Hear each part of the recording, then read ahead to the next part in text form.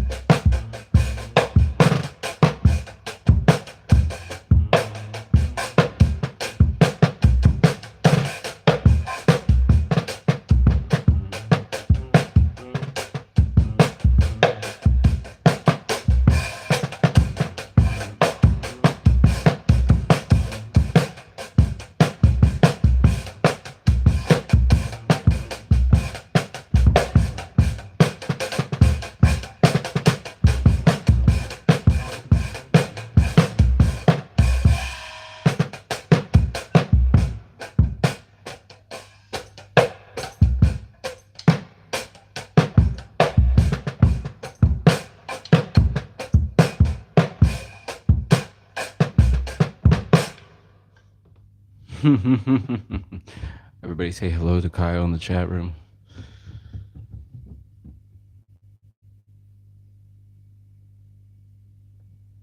Still in Phoenix, gotta get some new clothes. If you're gonna get some new clothes, go to rossdude.com. Don't forget to use your discount code, Kyle.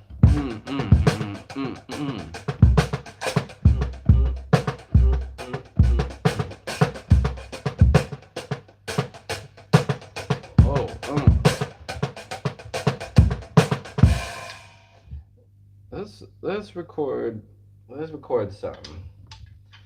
Bear with me now. I'm gonna record something on the keyboard. On the keyboard.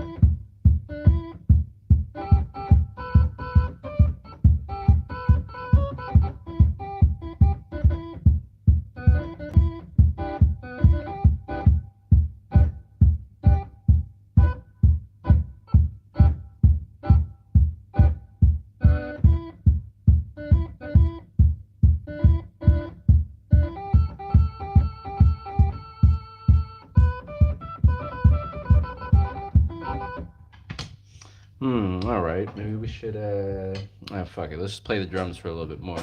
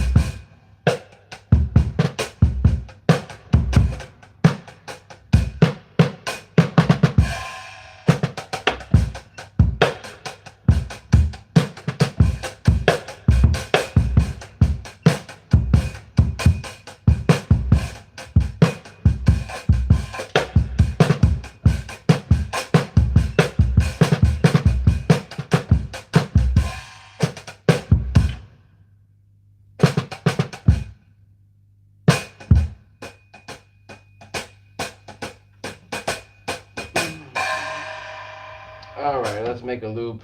Loop it up.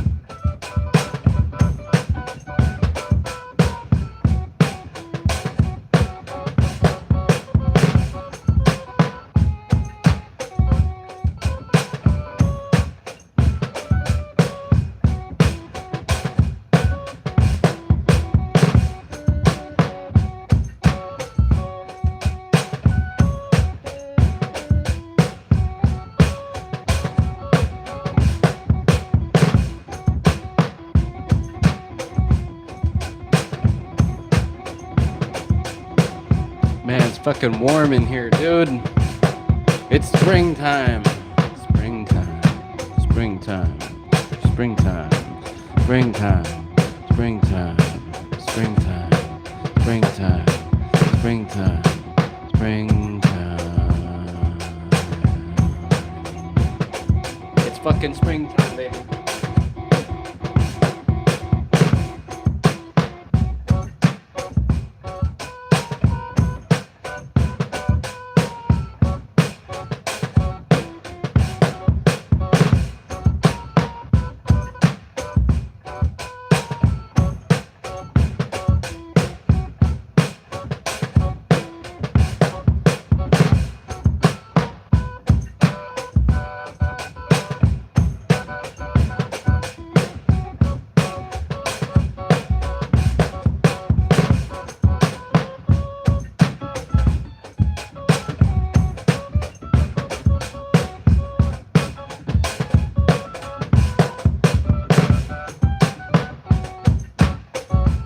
All right, there we go. See, we're learning chord progressions over here in blues.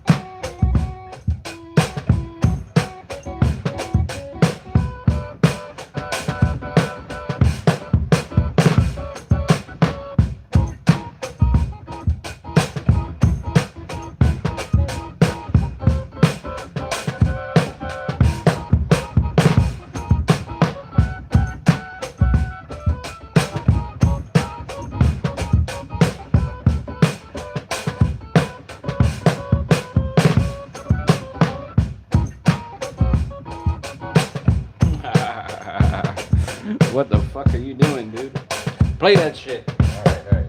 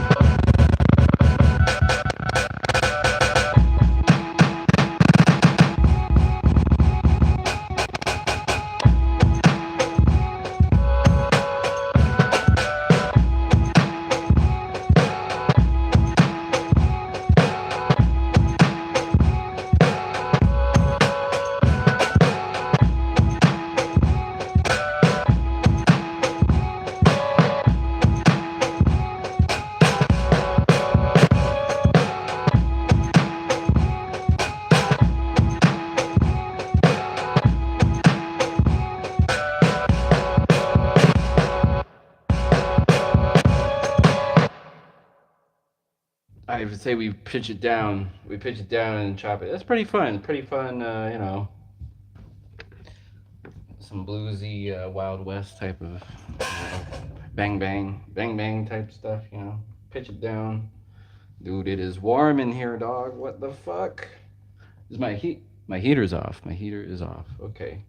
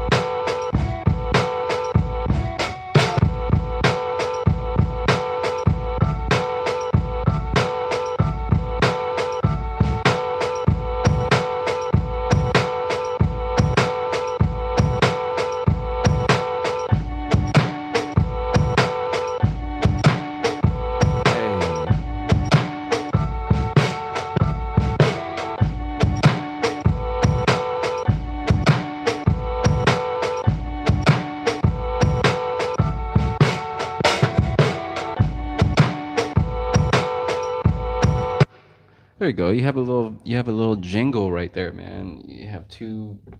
We have three chords, but I think two is better, right? Two is more. It's fun, man. What is this chat room saying? Why are your walls so dirty? I don't know, man. I don't know what's wrong with these people. Ah. The YouTube pedestrian, man. Don't be one of those guys that just comes in and starts complaining about shit. That's all. That's oof. I can't tell. Yeah, don't be like that, man. Don't be like that guy. Just chill out, man. If you ain't fucking with it, just move on. Move on with your life.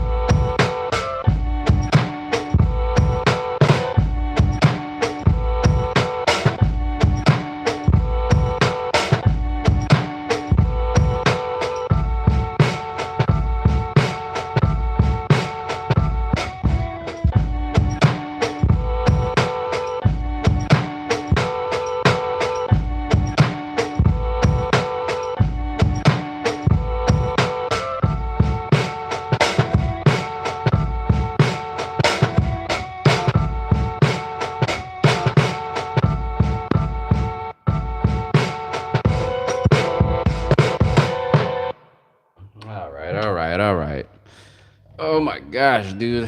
What are these people saying again, dude? Ah, yes. Here we go. Man. I don't know. YouTube makes me question it sometimes. Like, what am I doing this in front of you crazy people for, man? You fucking insane people. Well, fortunately, there's like, out of every 1,000 insane people, there's like two decent people, and maybe one of them comes back. So we got Kyle in the house. Shout out to Kyle. What's up, Kyle? All right. So we're chopping. All right. Just make it simple, dude. Keep it simple. Well, I want three changes. Okay.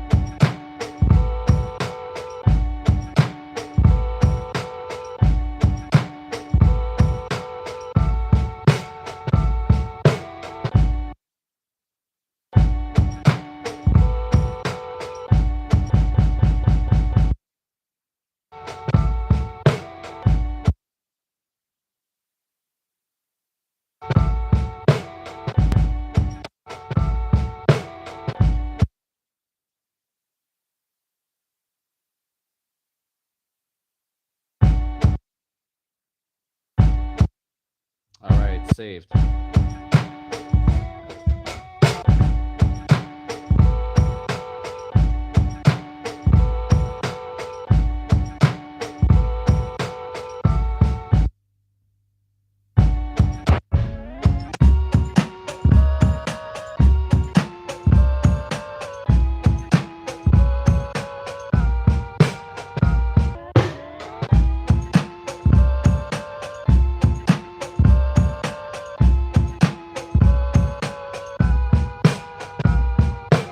Yeah. Check it out. All right. All right. Top beats.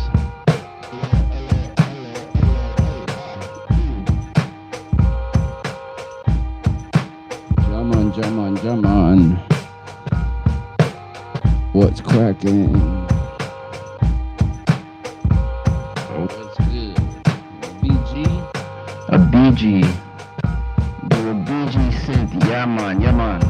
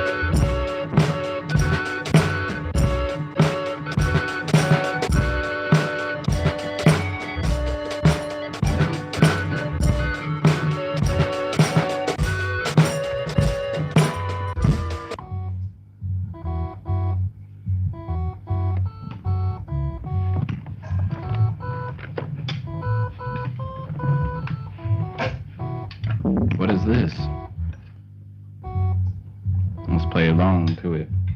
Play a song. Play along.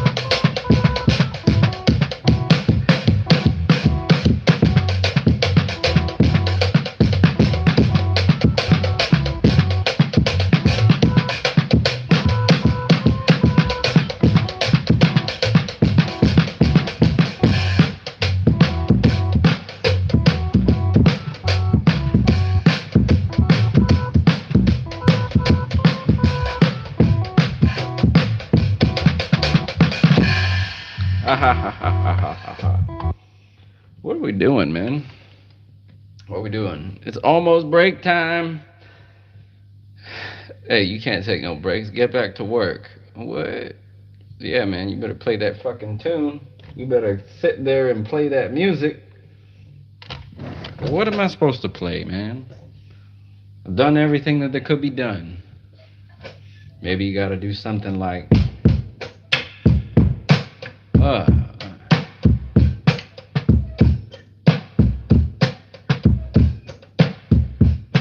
meow, meow, meow, meow, meow. Yeah, meow, meow,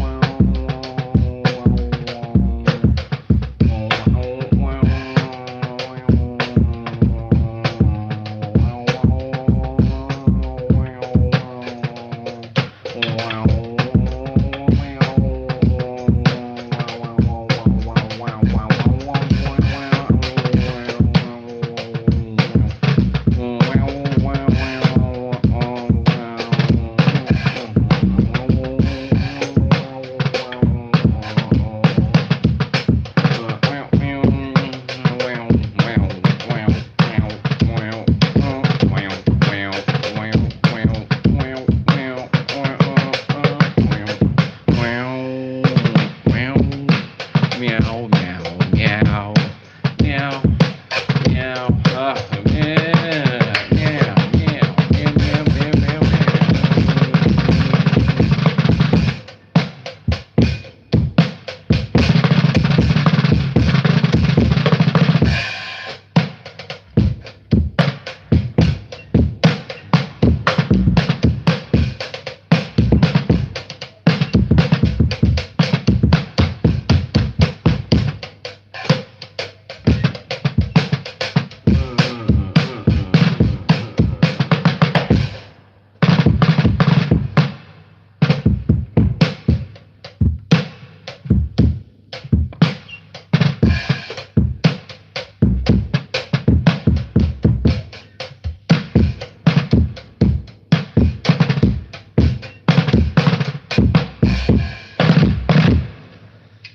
Oh man, oh my dude.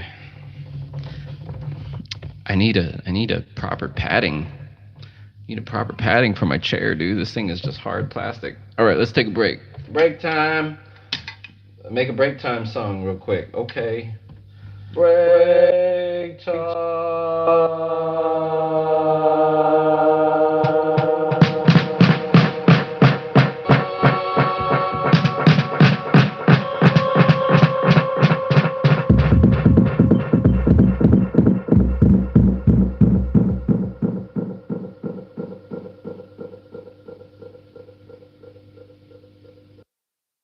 time song real quick. Okay. Break time. Okay. Break time. Break time. Break time. That's a good break time song. Let's hear it again. Break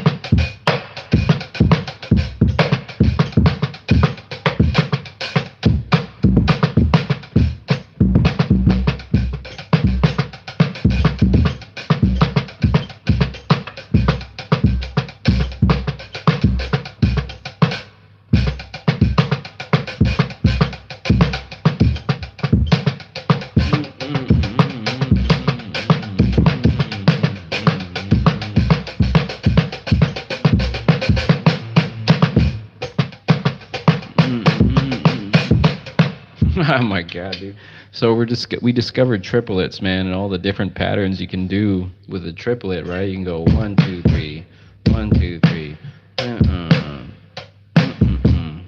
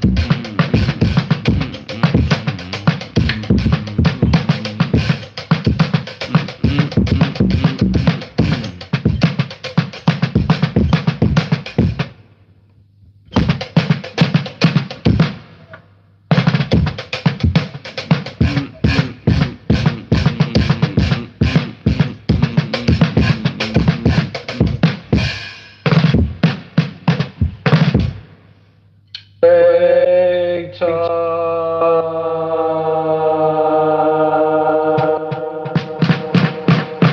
All right, break time. Break time.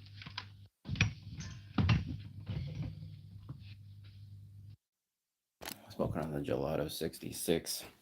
Man, it's over, dude. Weed has stopped evolving, man.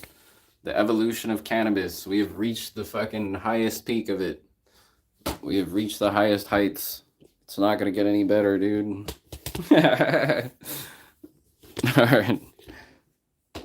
I don't know, man. I don't know.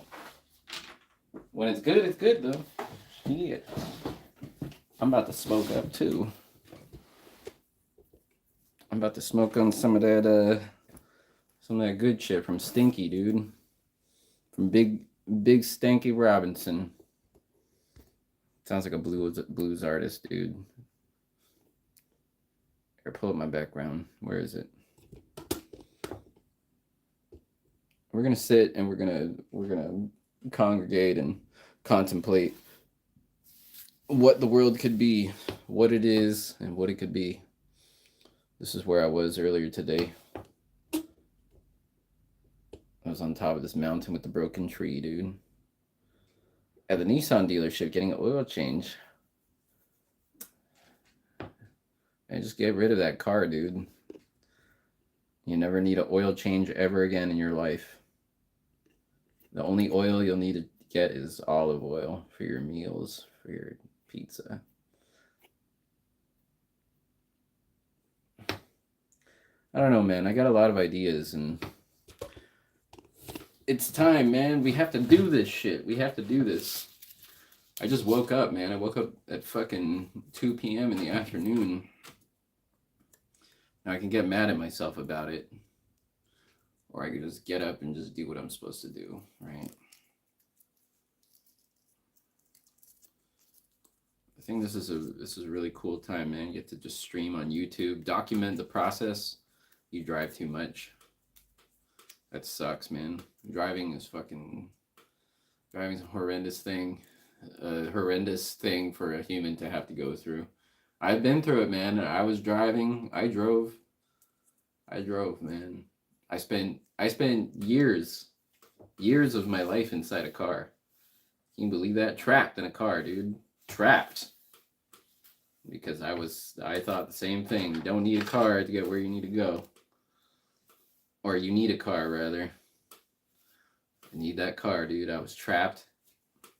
My life in a car, dude. That should be that's the every autobiography of, I'd say, most modern people, especially if you're living in, like, let's say Los Angeles. My life inside a vehicle. So that's what I see every time I look at everybody I know, in every city, not every city, but like people in that era of my life. I'm like, dude, everybody has a car. There were like 3 people I knew without cars in Los Angeles, man, and their life, one person made it seem like it was a tough life, which it seemed like, man. Like riding the bus in LA, he was like, dude, I've been jumped, he had to bite some guy's like fucking face off, basically. Like some guy jumped on him from behind, and he fucking bit this dude's face. He had to bite a guy's face. That's some crazy shit, dude. It can be fun. I want to drive, but what do I need this license for, man? I don't have a driver's license anymore. Will I ever get a driver's license again? No. What do I need that for? Am I almost out of papers? Dude. Run out of rolling papers real quick, man. These OCB large ones have 32 leaves. I'm like, dude, give me the one with 100. 32, it's going to take me like, I'll be done with that in 3 days.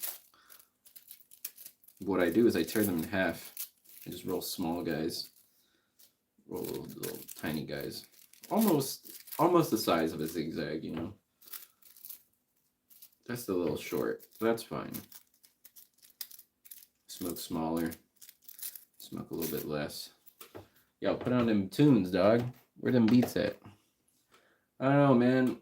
I want to just want to make myself proud of my work, what I'm about to present, you know. One of the most difficult challenges for me over the years, man, has been artwork. Artwork over the fucking years, man. I started making them myself with the Ross Dude beat tapes. I take that back. I actually would commission artists to do artwork for me, which I really enjoyed. Then I started doing it myself because, dude, paying artists, it's like fucking... It's like, God, I don't know. Sometimes, I don't know. I've had some good runs of working with other artists. Not working with them, but telling them what to do, and they make my idea come to life. But I came upon myself just to do it myself. And some of the early designs, I'm like, I was really in a fuck it mode, man. Just like, who gives a shit? Just put it out. Just put a little, I don't know, put a shape on there, put a circle, a square, Ross Dude, put your name on it, and that's it, dude. And drop these things. I'm thinking like, man, how can I get these ideas to come across? And with my newfound skills of doing calligraphy and my not so skills just of expressing myself with paint, figuring out, it's like, okay, how do I convert these into cover art for your music, the thing that's going to draw the motherfucking people to it more than anything, probably, right? More than even the music itself. If you have a great album cover, someone might pick up your album and listen to it just because it has a cool cover, you know? And that might be something that they fucking absolutely do not like. Did you go to London? Dude, I missed my flight to London. I'm going to say it wasn't my fault, but it was my fault. That's okay, man. There'll be another time to go back, you know? So let me tell you what happened, dude. I booked this flight to London. I booked this flight to London from Han Airport, right? Han Airport, it's maybe an hour away by the bus. It's the closest airport to where I live. The closest fucking airport. It's also a budget airport, so you can get flights out of there for like $15 going to Ireland, all these things. Anyways, to get to the airport, I have to take a bus in the morning. So I go to the bus station, dude. Check this out. The bus leaves at 3:45 in the morning. I have to go to the bus station. There's only one bus going to the bus station, which is at 2 a.m. So I said, I'm not going to take that bus. I'm going to walk to the station, which is it's going to be like an hour-long walk to get to Bulai, the village of Bulai. So it's 2:30 in the morning. I get up. I'm like, all right, it's 2:45 in the morning. I say, okay, time to go. So I go out. And I get out and look at my GPS, and it says, all right, it's going to take this long to get there, but it left out I didn't notice the details saying it'll take this long to get there if you take the ferry. You got to walk to the ferry in the next village and take the ferry across the river to the train station or the bus station. It's a train and bus station where you'll catch a bus to the airport, right? Take fucking 17 different types of forms of transportation. So I get to the bus station. It says that the bus is supposed to come at 3:45 in the morning. I wait there and nothing comes, dude. The fucking shuttle to the airport doesn't come. And then I look at the app for the bus. And from my understanding, it's in German. And I'm looking at it. I'm thinking, man, I think I have to like actually buy a bus ticket. Because I have the Deutschland ticket. which is a subscription ticket. You pay like $60 a month. You get to ride any train, any bus, anything you want. But for this particular shuttle, I think you have to order it on the app, and only then, if you order it, it will make a stop at your stop. So I didn't order it. I just sat there like, well, fuck, I guess it's not coming. And well, shit, I guess I'll just walk home now. Because there were no buses running at the time. It was like 4 in the morning. And I just walked home and I didn't go to London. And I told myself, I'm like, you know what? It's probably for the better, dude. You never know. That plane might have there might have been someone farting, shitting their pants on that plane. Something that you could have avoided. Plus, it was like $40, so I wasn't so beat up about it. But I told myself, I'm gonna come back and seek my revenge, dude. I'm taking British pounds, converting them into cheeseburgers or something. The damned Queen's money, dude. The Queen's damned money. The Queen's damned British pound. So I'll go back to London. I'm thinking, I don't know, man. There's all kinds of riffraff going on in my reality right now. I said, okay, I'm gonna go to London to do a record pop-up. All right, let's do it. And then this and this happened. So I said, okay, we'll have some records ready for the record pop-up. But then my diamond on my needle is fucked up, so I can't have any records. And the homie Suri, big OG Suri, he's in Texas right now for South by Southwest. Yes, we are going to South by Southwest to cut records. Oh, blah blah blah. So nice. So he's out of town and he can't sharpen my diamond. So my diamond sits and waits. And so I'm sitting here waiting. Just waiting for you can't wait. I gotta sit here and do some shit, man. We gotta make some shit happen. Dog the Crystal Hunter? My god, dude. Look at, he's bringing the fucking pot. We got the tabloids coming in here, dude. Eminem made the wet list? My god, dude. We gotta talk about that shit that doesn't it's completely irrelevant to what's going on in our life. In our community. Or perhaps it's not, dude. Maybe it is relevant. Shit, dude. Fuck. Gotta calm down now. Gotta calm down, baby. Talking too much, too quick. So I'm still listening. I really highly recommend it. I've been listening to it nonstop. The Frontiersman, dude. Just look up The Frontiersman Part 1 and 2. Each Part 1 is 9 hours, Part 2 is 11 hours. If you want to just listen and hear about some fucking just, I don't know. I don't even know how to absorb it, man. It was just some fucked up shit that's going on between the natives of America and the settlers, man. And even among themselves, dude. What's crazy is the craziest shit. I talked about it yesterday. The crazy part is how the British were selling cannons. They were providing armies for the natives, man. For the natives to defeat the colonial fucking, the settlers, dude. To destroy them. So there was some of that in there, but then eventually the British pulled out. They left the natives to their own, whatever. Do whatever the fuck you guys gotta do. They abandoned ship, dude. They jumped ship after they lost the war, right? A little bit. Not even that, dude. The Europeans kept coming after. They kept coming back. You had the French Indian War. You had all this crazy shit going on, dude, in America.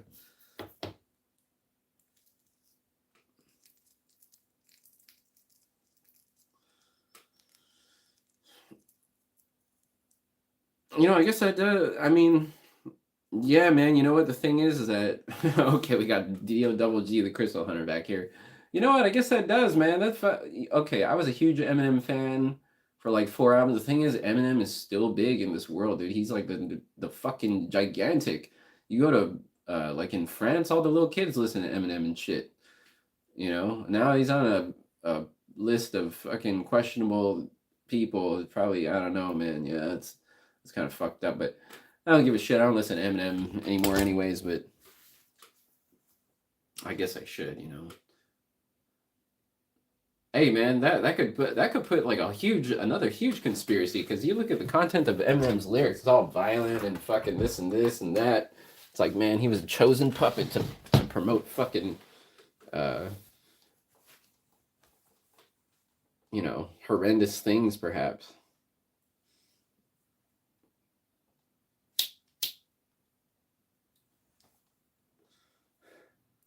Eminem is too good. We got Dog the Crystal Hunter with the news, dog.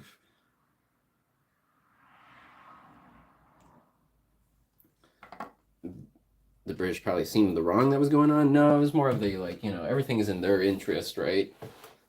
They're not just helping out just to help out. Although there were some people that would help out the Indians just because of like, man, these Americans are fucked up, dude. But at the same time, it's like it's basically like kicking the fucking bee's nest and the bees sting you and then you're mad at the bees and it's like a forever war, dude. That's just what it is. Like and sometimes it was things that was unintentional that happened, right? Like sometimes accidental misunderstandings would happen and everybody's dead, dude. You're getting scalped. You're getting your fucking skin on your head ripped off by a Shawnee Brave, dude. Crazy. Yeah. People in America are so like just what you're living on, dude. The history of the fucking place that you're living at. I mean, the history of everywhere is fucked up, but that one's pretty crazy. That's a crazy fucking place. It made me not even want to like, dude, I don't even think I could live in America anymore. It just makes me want to go back to where I'm from. Just stay in one place, dude. There's no need to to settle other lands, dude. You're just gonna piss off the natives. No, but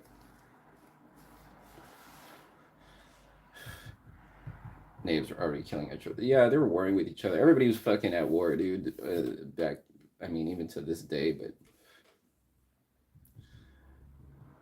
there were some people that could come to terms with peace, I suppose. But yeah, a lot of it's vengeance, man. Humans, they have their vengeful traits.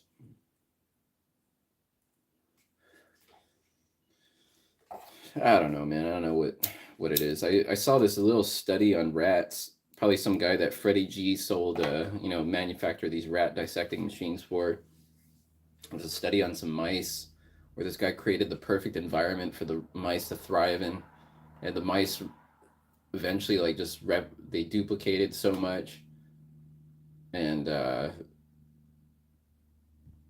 eventually, life was so easy for them. Eventually, they all started like fucking around with each other, and the female mice would eat the babies, and the male mice were all fighting for dominance because they had no struggle in life. Right? When everybody's going through a struggle of this and that, it's cool. But then when there's nothing to struggle for or work for, they'll just be like some asshole. You know, you get the psychopaths in there that start asserting their dominance, dude, and it creates a fucked up society. Wear your American flag shirt. I wear no flag, dude. The only flag I rock is the Ross dude flag. Whoever Thomas Pridgen, he's so good, it becomes tasteless. I took a lesson from Thomas Pridgen.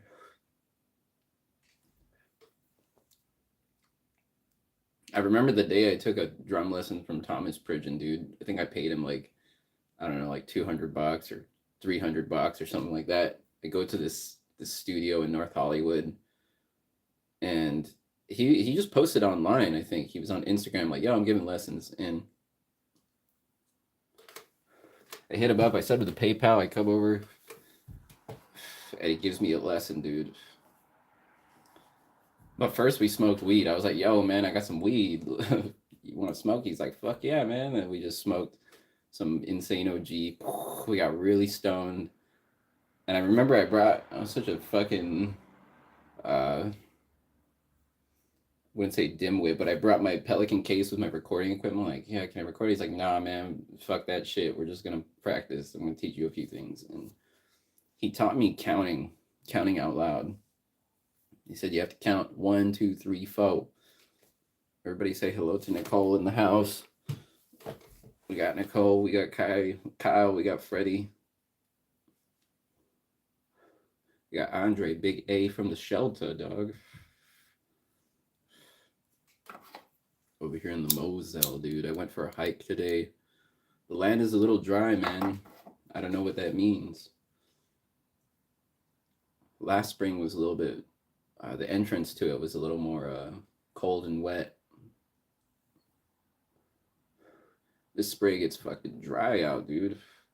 Went outside, I'm like, I mean, there's water flowing down the mountain, but the land is dry. We come back stateside. I have no idea.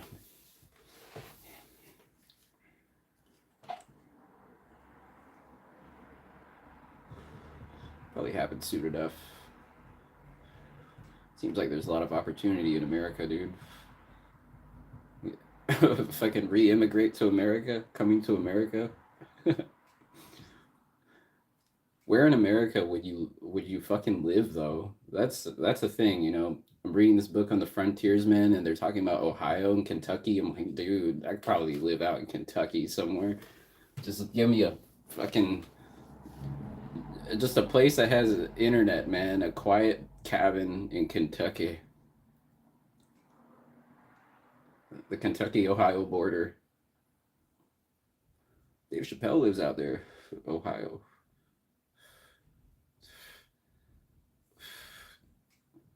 Where would a man live in America, dude? Where can you go? The suburbs of Chicago. Chicago, Chicago sounds cool because there's a lot of music going on over there. Or is it? So it seems. My perception of it. There's a lot of music. There's a lot of appreciation for music over there too. It's close to Detroit. They mentioned Detroit in the book Frontiersman. Most of the shit was going down Kentucky Ohio border.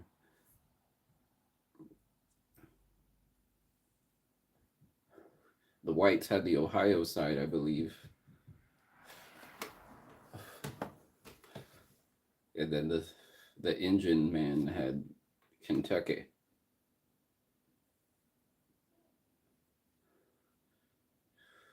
Hamdi Seuss.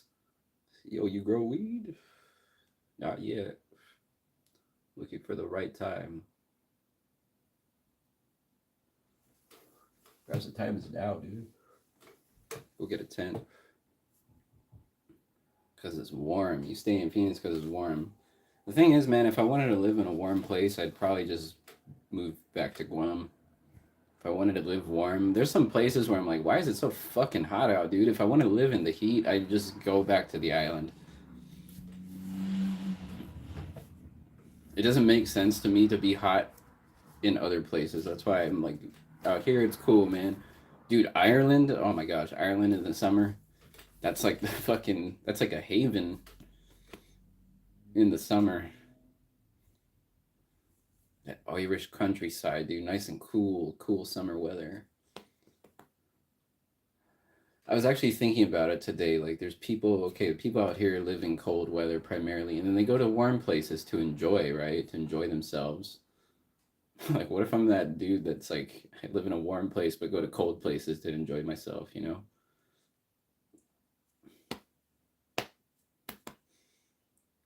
Yeah, let's just go get some fucking cold ass weather real quick.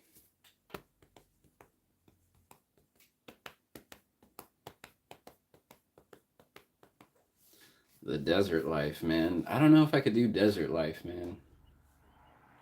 Them desert people are wild. How do you do it? You have air conditioning. You have a freezer, right? And a fan. You have to have a fan.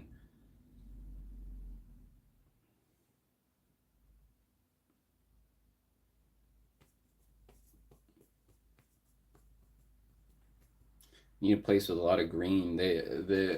I watched on YouTube. You know, that's my extent of doing research. Is I watch YouTube videos, and there's some guy yapping about yeah, you know, the chlorophyll in the plants, when you're surrounded by green, it actually reflects the sunlight back up. So when you go and you hang out, if it's really hot out and you're in a place with a lot of greenery, green trees, whatever, hang out under the tree and it'll be significantly cooler than anywhere else because of the fact that the leaves are reflecting the light. They're not absorbing the light, in fact, reflect the light.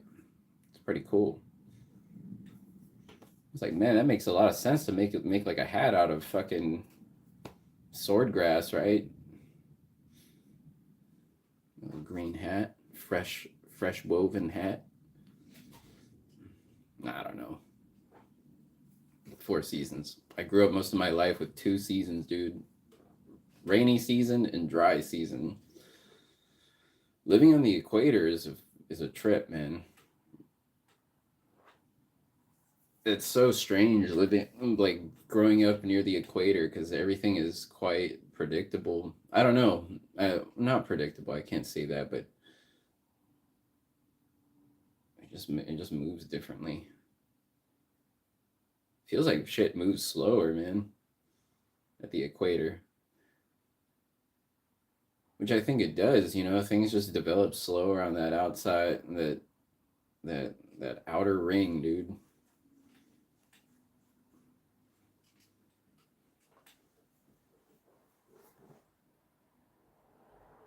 And you really think about it, it's like, you know, the development of warm places versus cold places. In cold places they have to innovate more, right? Because it's you're fighting this cold thing, whereas in the heat you just, I don't know, they just yeah, it creates a different type of people.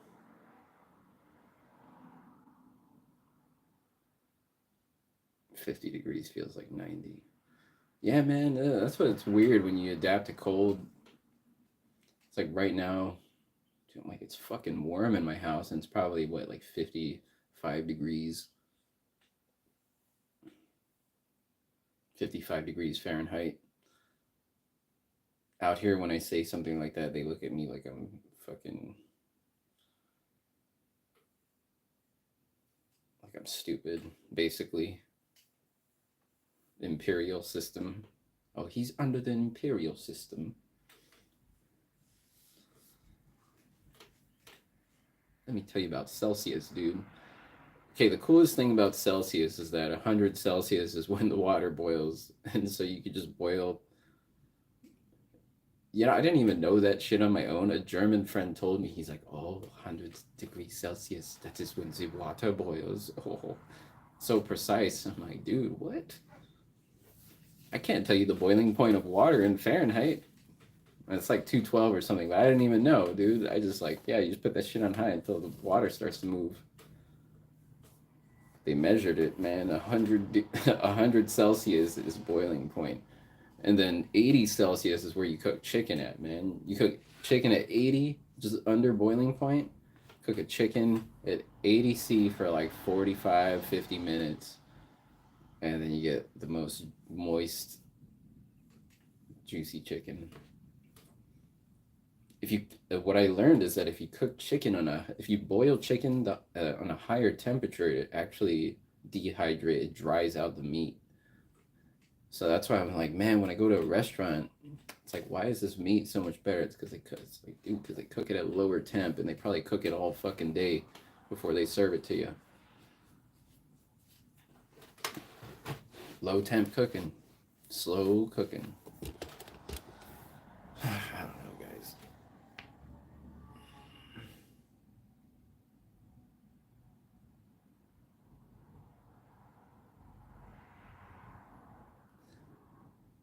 I feel like right now at this point in my life, I gotta make some shit happen, dude. I gotta drop a bomb.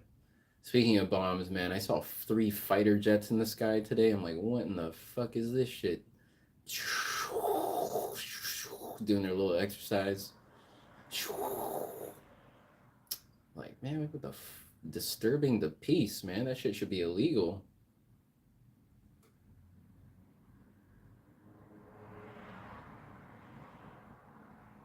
That's one thing I'd like to get away from, man. Or some fucking fighter jets. Give me away. Cool, maybe when you're a kid or something. But it's like, dude, I'm trying to retire, man. Having that shit flying overhead. Where am I to go? Can't go to Hawaii. They got more of that. They got more of that over there, dude. They got Pearl Harbor over there. Where can you go? Where can you go for some peace, man? Guess Antarctica, right? You gotta settle Antarctica.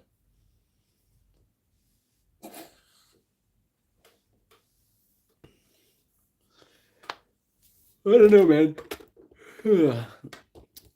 I have a family friend that he explores. He goes and drives around, explores America, dude, with his son and his wife sometimes, occasionally. But he just drives out to like crazy big lakes, finds just dude the Great Lakes. I've never been to the Great Lakes, but you think about that shit, man. That is wild. Basically, like mini oceans. I just hope they're well taken care of, man. You gotta take care of that shit. You gotta take care of the water hole.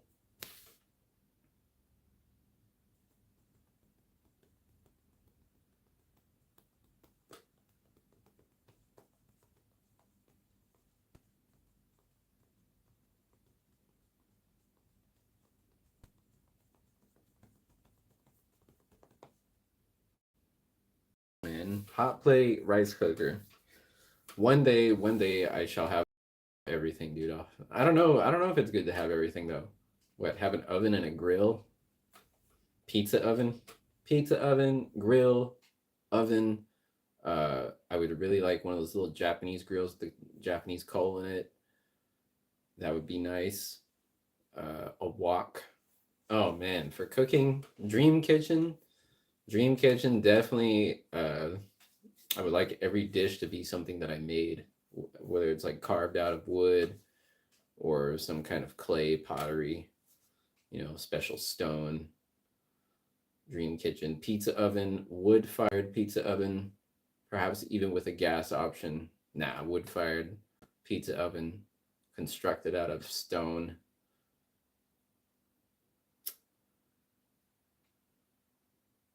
Nice sink. Good sink would be good.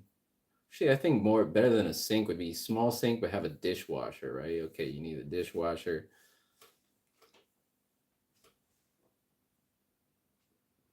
I remember when I was staying at Uli Stein's house, he says, do not wash the dishes, put it in the dishwasher. It saves water.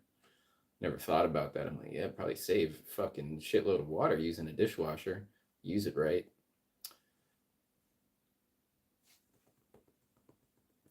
Pizza oven, a wok. A wok. I would like a wok with the fucking with the flame. Walk it up, dude.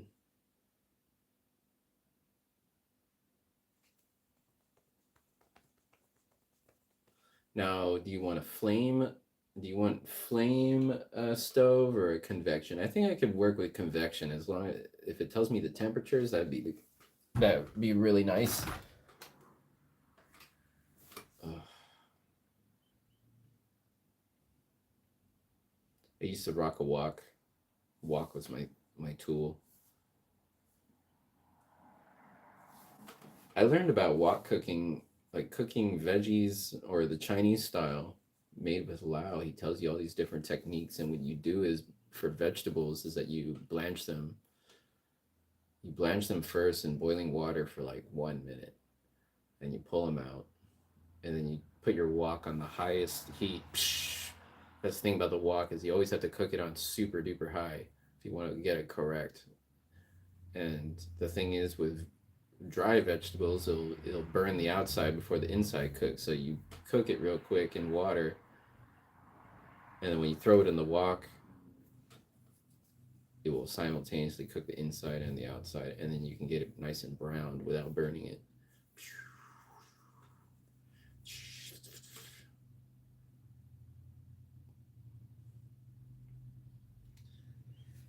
Oh man. So I started doing writings on, oh, this is the update. I guess this is the journal.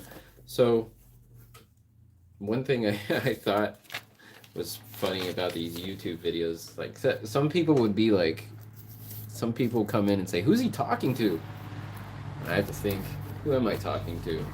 Talking to you guys? Am I talking to myself? No, it's like you're talking to 7 generations from now, perhaps a great great great great grandchild, or maybe you have a foundation of some kind. And so this is who we're leaving the message for. We're just telling you what we're doing today. All right. Today, Germany, the weather is probably 53 degrees outside, dropping quickly as the sun goes down. Right now, we have accumulated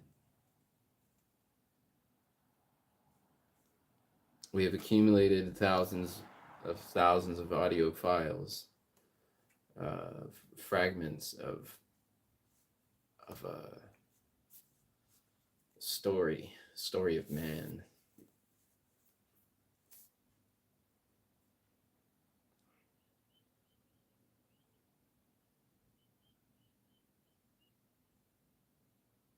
History.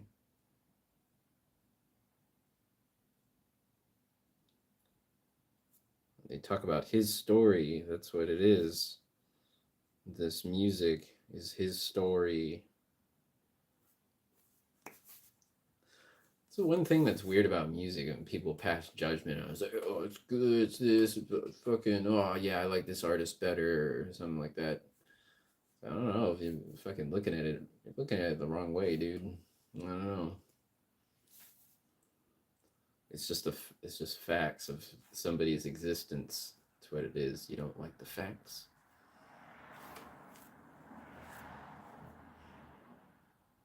The facts, dude. The facts on marijuana.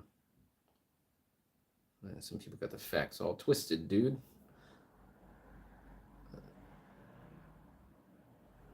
Twisting the facts around. The truth.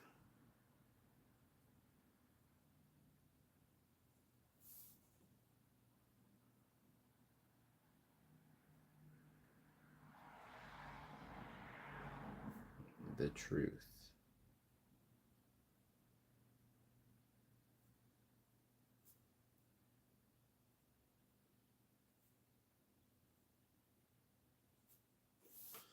The truth, man. How many more watch time hours do I need? I need like, I don't know. I think I need like probably like 1,000. No, not 1,000. I need like 3,000. Last time I checked, it said I had like 300 watch hours, but it updates once a month. So I think right now I'm probably almost at 1,000 watch hours.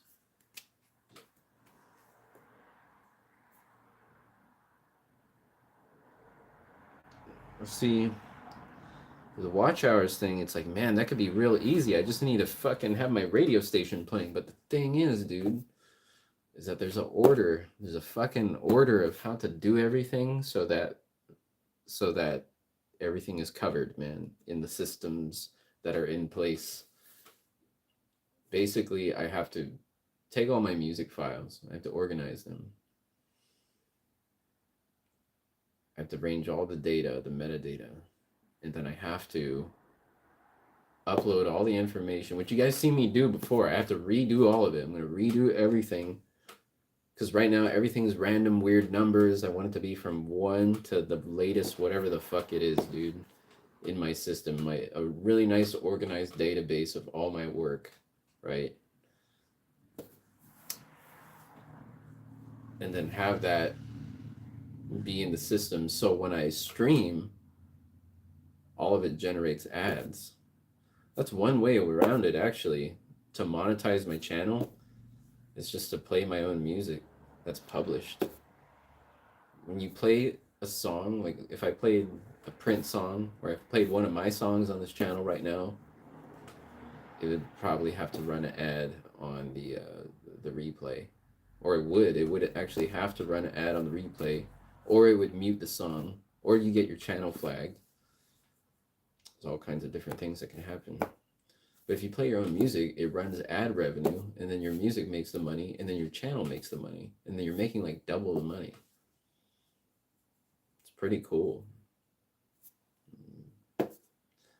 the fuck are you supposed to do that? Well, you gotta go down the list, man. You gotta drop all the music. Try trying to retire, dude.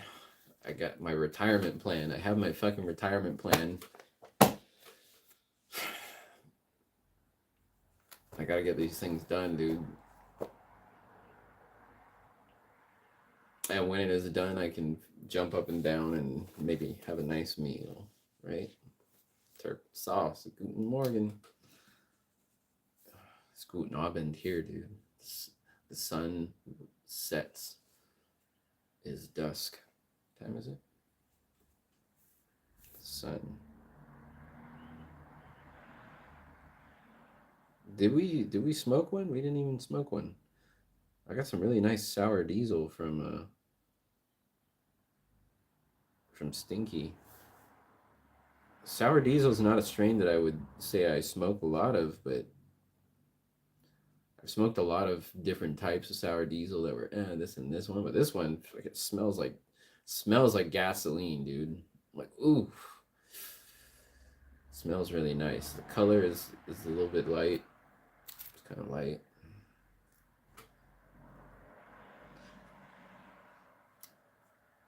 I don't know. It's pretty cool to be able to look at different types of weed and know if it's suitable for you too. You know, you just look at the trichome development on certain strains. You know, it's different on each strain, basically, or different phenotypes or family genetics. You know, there's some strains you look at where the trichomes are cake. It looks like cake, right? And you look at others, or like a Mac where it's like super white, fucking frosty. Then you look at like an OG Kush, which looks like a goo, dude. It looks like crystalline goo or something. That's my favorite. It's that crystalline goo. It's like where it just it glistens, right? Diamonds. Looks like diamonds on the bud. Then you get the more cakey strains. It's like white cakey flavors, cake.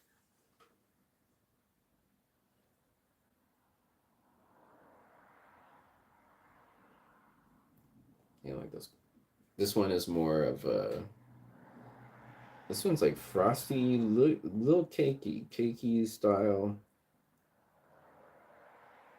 This is like really classic style. It's like a real classic breed.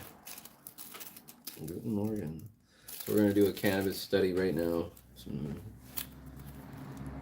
German cannabis study. Contemplate what we have to do. I'll probably just pass out after this. I think that's why I was so tired today, is from smoking this weed, maybe. Is that what sour diesel does? Does it make you sleepy? I don't remember it being a sleepy strain, but or maybe I just need rest, dude. I feel like I ran a marathon. I ran about 2 miles one way, then walked back 2 miles. Maybe more than 2 miles. Am I kidding? Maybe it was only 1 mile. No, all right, 13,000 steps. I did 13,000 fucking steps running from here to Bulai and back. It's a lot. That's a lot to do. That's not a lot for like a whole day, but it's a lot to do in an hour or 2 hours time. Quite a bit. Yeah, so that's me running to the bus to go to London, and then I missed my bus. I missed the fucking plane to London, dude. I was thinking, all right, maybe I could get a taxi. Then I was thinking, fuck it, dude. Just enjoy your Saturday here in the Mosel, and go to the grocery store, get some snacks instead. Like I said, I the way I take it is that you never know, man. I could have gotten to London and go to eat the jellied eels, and then I left a bone in there and choke and die on the jellied eel, man. Oh, fucking jellied eel. You see that? That chap, he just fucking died. Makes the news. Man from Guam chokes on jellied eel.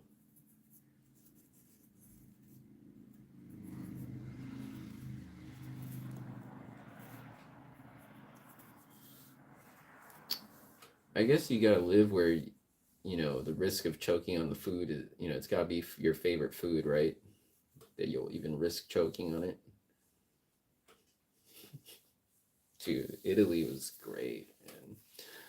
The thing about Italian food is crazy. You can get Italian food anywhere in the world now. Like everywhere in the world, it's invaded every single corner, man. More than any, probably more than KFC.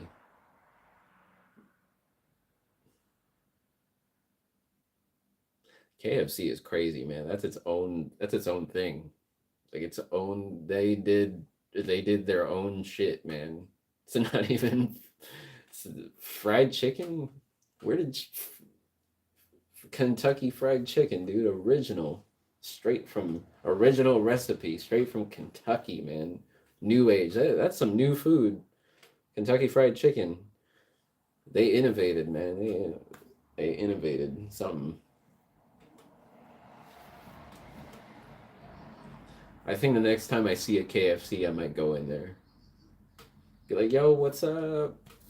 America. Fuck yeah. The American Embassy. I forgot to ask how Italy was. Italy was so cool, man. That was up my alley. Literally, there were alleys everywhere, man. There's fucking alleys all over the place, and they're pretty. They're really nice alleys. I felt like I was in Assassin's Creed or something. Like, man, do the architecture. See, going to Paris is one thing. You see all this beautiful architecture, and you go to Italy and you see this crazy shit, man.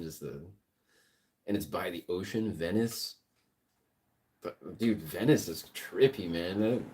I went to Venice and we had these dollar sandwiches. There was like $1.20 for this ham sandwich.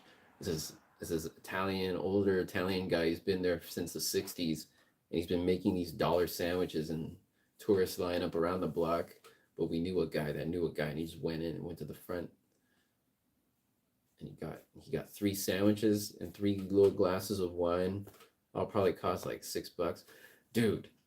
That was okay. That's my favorite thing about Italy is that I'm like, man, if I lived in Italy, I'd probably save a shitload of money living over there because a margarita pizza, the most standard pizza, is €6, man. It's like 6, €7 for a pizza, right? Then the upgraded pizza might be $11. Whereas if you're in LA and you want to get a pizza like that, you're looking at $25. Pizzeria say $29. You want a little ham on it? $33. At Ubats in Paris, it's like $25, $30 a pizza. But dude, in Italy, the fucking best pizza I ever had. I ate half of this pizza. It was like a $6 pizza, man. A $6 pizza. I ate half of it. I was full, and it was so good. It was so good. I was perplexed, dude. I think I do that everything that I ate in Italy was just everything I ate was I enjoyed. There wasn't anything questionable about it.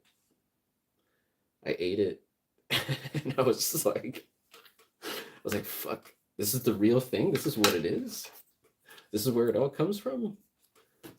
You know how many pizzas I've fucking eaten in my life? Never ate the real pizza.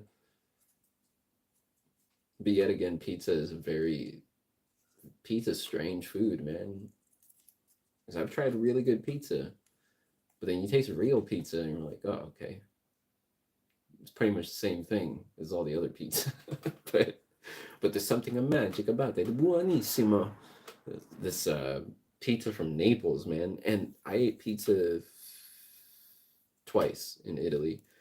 I ate pizza on my way out, and the pizza that I ate on the way out was different. It was like a deep, the Roma style pizza, I think, where it's thick crust. And this guy, oh man, it was so good. This guy had this buffalo cheese on it. Had buffalo cheese, and the bread was so soft, man. It was super. It was just really easy to cut through. I don't know his homie's bread making techniques.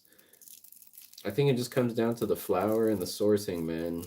You know, Other places you can't really get special. You know, it's all made in a factory or some shit. Pizza about picky about your pizza. I've eaten it all, man. I've eaten fucking terrible pizza, good pizza. Oh, dude. That's one of the things about living here in Germany, man, is that I haven't eaten many good pizza. I don't even think I've eaten any good pizza out here, with the exception of like what the fuck the excuse I have for what I'm making in my pan over here. Thing that I might call it has pizza ingredients, but it's not a pizza. It's like a flatbread with some pizza stuff on it. But yeah, pizza. I don't know. I don't understand how we're like fucking 5 hours away. We're even like 1 hour away from going to an Italian city, and pizza here is just not good. Yeah, that's a foreshadowing, dude. I gotta go with somewhere where there's good pizza.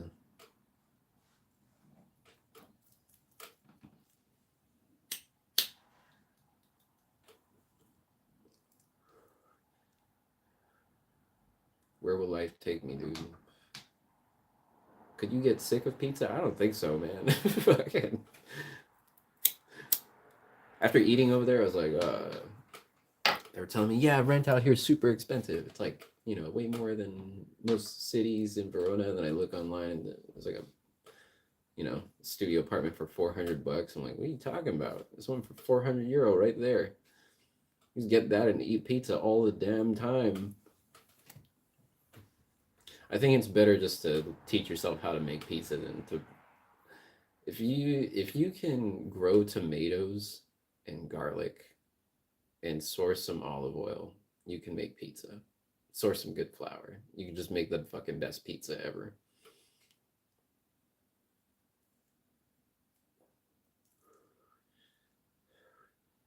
I don't use yeast. Just sourdough, man. Fermented dough. Sourdough. Been eating a lot of butter. I think it's getting my skin a butter complexion. Irish butter. Lots of. I don't fuck with any other butter really, man. I get that Irish butter. Oof. Something so. Those Irish are dominating, man. My peoples. Dominating the butter market. Yo, when I visited Vinny and he gave me this, never forget, man, the Irish whipped cream on a pie. I was a little bit embarrassed, but you know, I was like, I'm putting an extra on that. I'm putting extra that whipped cream on everything, man. That's so good. It was so soft and so rich. I was thinking, man, where do I get something like this? Like, can't find nothing like that nowhere. How do I bring it in a bag?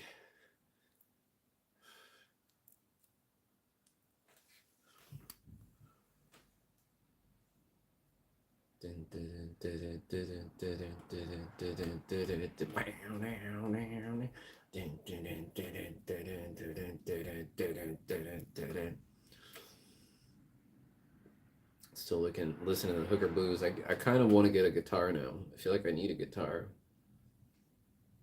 Get a guitar, be a rock star. I retired. My new job, my new purpose is rock star. I'm putting it out there. I'm putting it out there in the universe. I'm gonna retire. What does that mean? I'm fucking gonna, you know, live in peace, I suppose, right? Live a peaceful, quiet existence.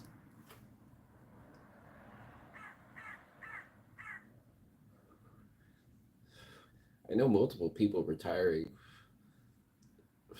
I'm like, why don't I just do the same? What the fuck? It's like, what about your pension? I'm like, well, that's when I'm gonna upload all this music and just have it like, you know, the music generates passive income. The music generates passive income. If you put out 10,000 songs, maybe, you know, a couple of those might resonate. And you basically win the lottery, dude. You can win the lotto with music, I think. Just play the game, dude. Play it like how there's that one guy that what he would buy like fucking buy like 20,000 lotto tickets a month or something like that. I don't know. Maybe I'm under exaggerating or over exaggerating. There was some dude that rocked the system like that. He's like, you know what, I'm just gonna buy thousands of these, and then he wins the lottery. You know, he throws in like 50K into tickets. He's like, yeah, that's how you do it. He wins.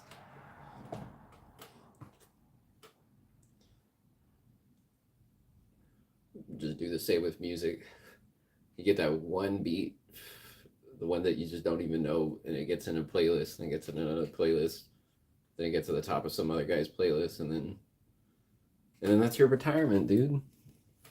You get to retire.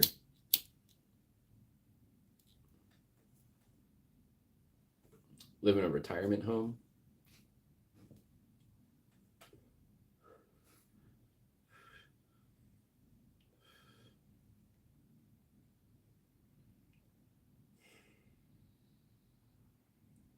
There's a raven outside. Come, raven.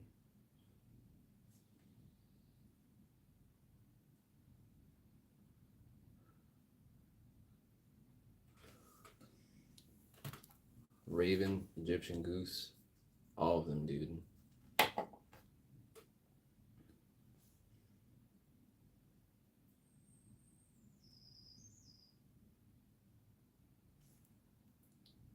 Listening to the birds, dude. You gotta listen to them things.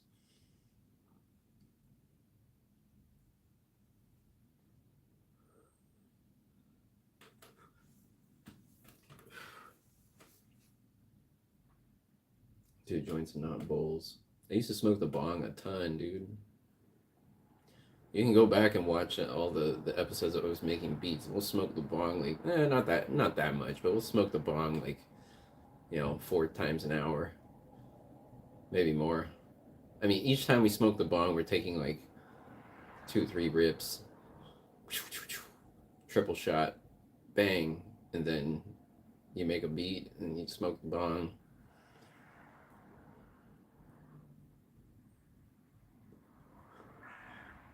Retirement home in California.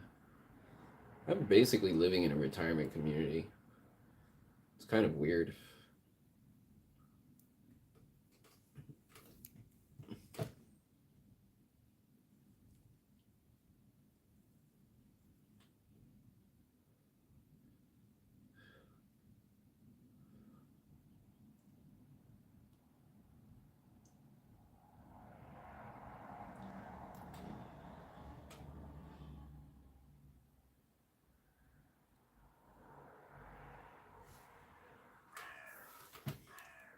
Hey man, but fuck it.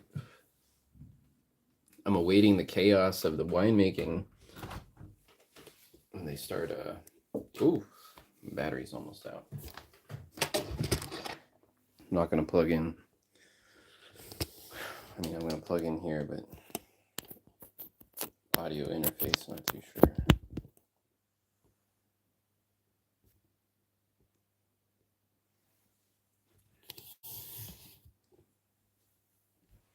Living like a monk, dude. Living like a friar over here.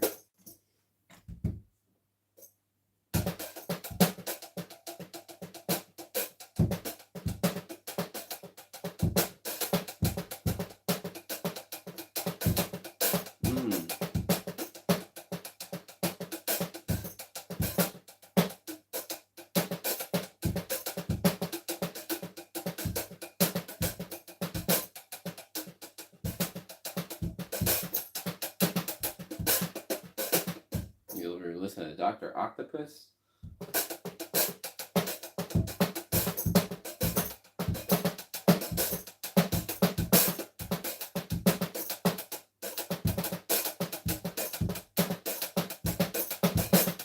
Dr. Octopus. Dr. Octopus. Dr. Octopus. Doctor.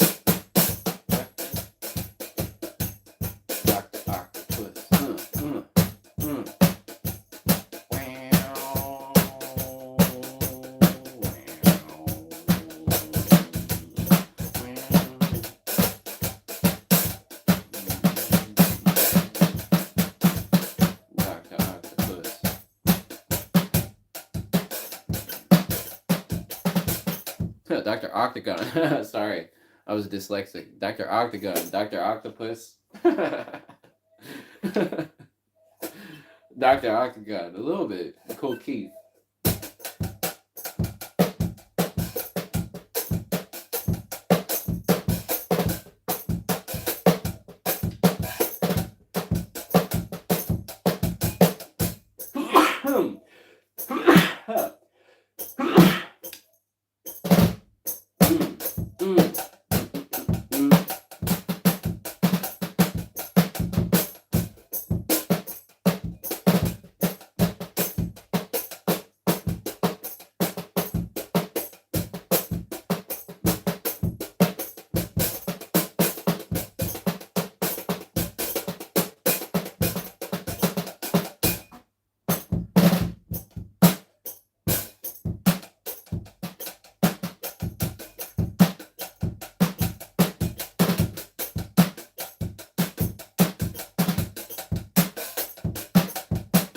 Dr. Octopus, Dr. Octagon.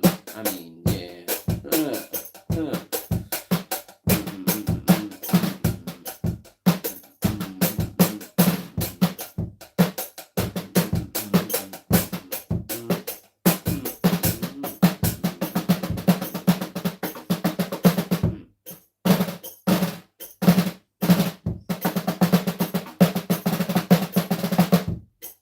I was watching a video of Billy Cobham today. He was playing his sticks like this.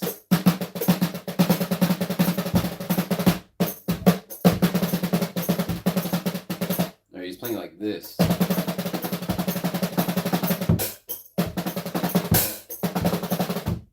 I was thinking, why don't we play our sticks like this, like a dog paw style, you know?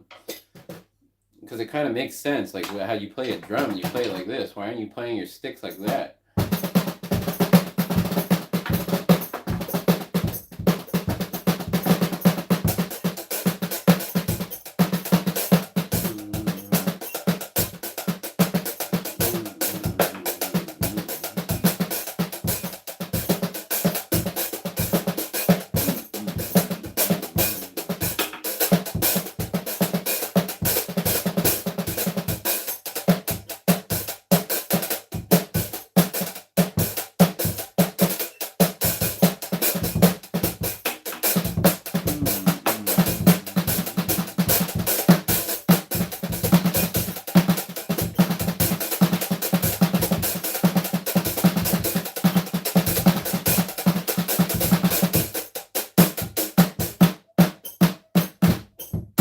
Look at that. See? Are we doing something new? But I think doing it with maybe the pinkies might be no. Doing it with do it the dog paw, poodle paw.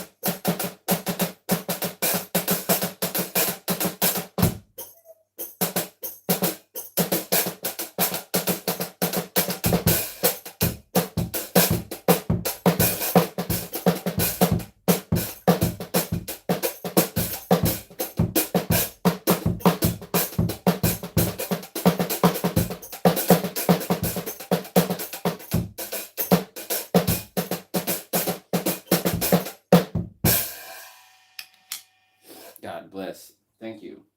Merci. Holla at a player.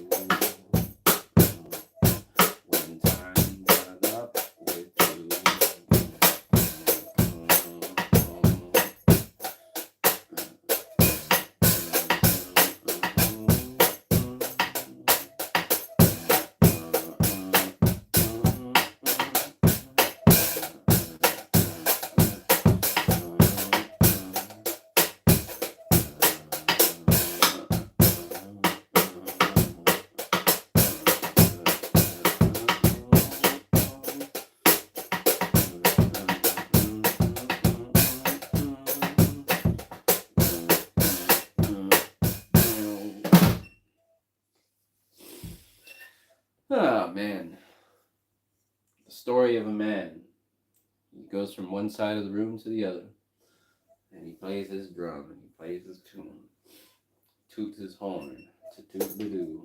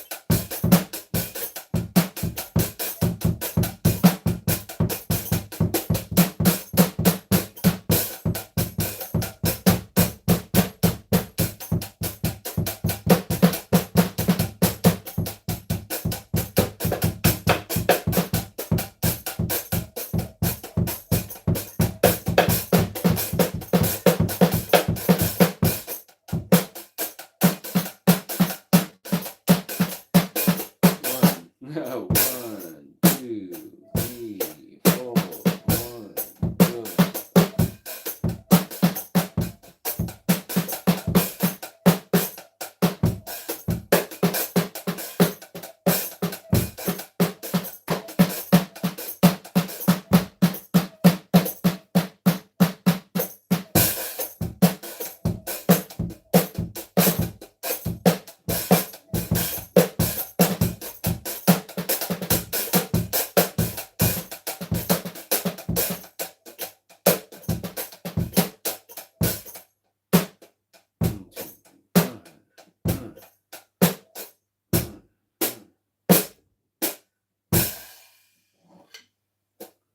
I think that's it, dude. Lunchtime over there. I think lunchtime over here too. Right? What am I gonna eat? What am I gonna eat today? So I'm gonna make some pasta. Make some pasta while we can, right? have a nice Italian salad. Got some tomatoes. I got some lettuce. I got some carrot. We got some balsamic. We got the olive oil. We got the salt and the pepper. That's all you need. Oh, we don't have the cheese though. I ate all my cheese. And I ate all the chocolate, dude. I ate the chocolate and cheese, man. I should make a song about it. All out of chocolate. No more chocolate. No more cheese. All I got is some potatoes. All I got some potatoes. I got some tomatoes. I got some eggs. I got some rice.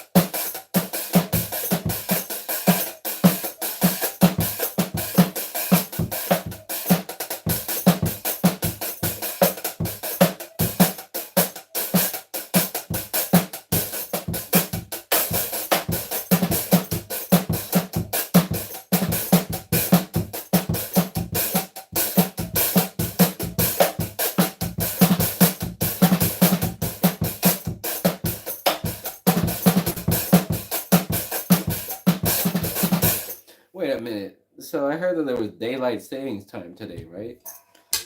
If that's the truth, that means I woke up. I woke up too early, dude.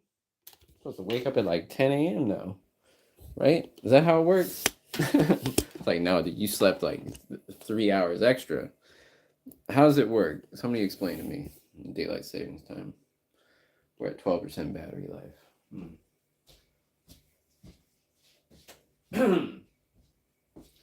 Daylight saving time. They add another hour, right?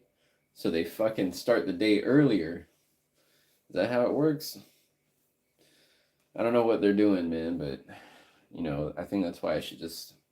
Okay, what does it mean to be retired? It means I don't have to look at my phone, right? I think that's one thing to prepare for retirement.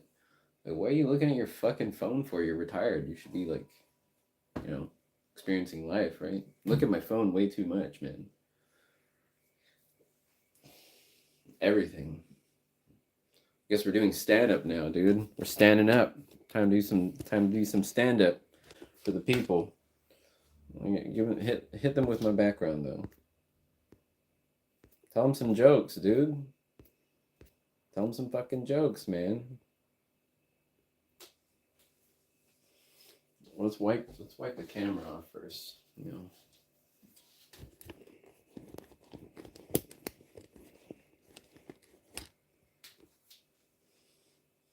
How's everybody doing out there?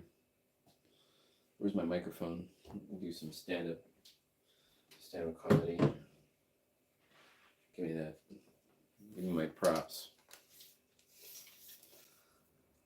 So, we're just gonna do a one-man show, and I don't even stand up. It's a one-man show. Talk about your life. Do a one-man show of my life. So I woke up. I climbed out of the womb. And I hit my head on the way out. And then the nurse slapped me. The doctor probably slapped me. Everybody slaps you when you're born, and then you cry. And I was born and I was crying. Probably, I think I was crying. I think I was quiet, and they were like, "What's wrong with him? Make him cry." And they hit me. And I was just like, "What the fuck, dude?" And I cried like a baby. And then at some point between then and now, or in the future, we're here right now. We're here. This is me. Some kind of organism. Kind of fucking organism that grows, dude. And then it's influenced by the world around it. And then it watches TV. Fucking just watches a bunch of TV. Then it gets a job. It watches TV and then it gets a job. Can you believe that shit? And it goes to school. It goes to a school. They take the creature. They put it in school. Let's talk about my life. They took him. They put him in the school. They put him in some kind of summer camp here and there. Basketball summer camp. Kareem Abdul-Jabbar Jr. was one of the instructors of the basketball camp. So I got some. I've had some training in my life, or he has had rather. Should talk about him in the third person, or in the however. So they put him in school, and then they made him get jobs, and he got it. Then it gets a job, and then eventually it has like a moment of realizations, like there must be more to life than this, right? What is it doing? What is it doing with his life? It's just working, making some guy money. It's working a job to make some other dude money, and then. Or, it work a job that wasn't suited for it, so it'd fall asleep on the job saying, "Oh, this is boring," But then the thing, this creature found a drum set, found some wine, and, recorded music, and now he's here today. He's standing in front of this microphone, my wife. So, well, what's the moral of the story?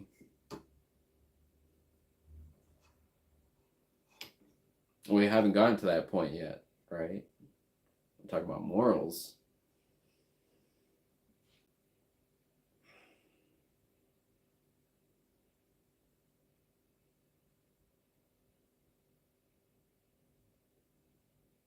There are a lot of morals, such as the mushroom morals. Not a lot. I've only eaten morals maybe like two dozen times, maybe less, in my life. A moral is a fungus, a type of mushroom that grows out of the ground in certain regions. It's region specific, and they can't cultivate it indoors. It has to be under a certain type of pine tree, and then you eat those with some butter, man. Morals. The moral of the story.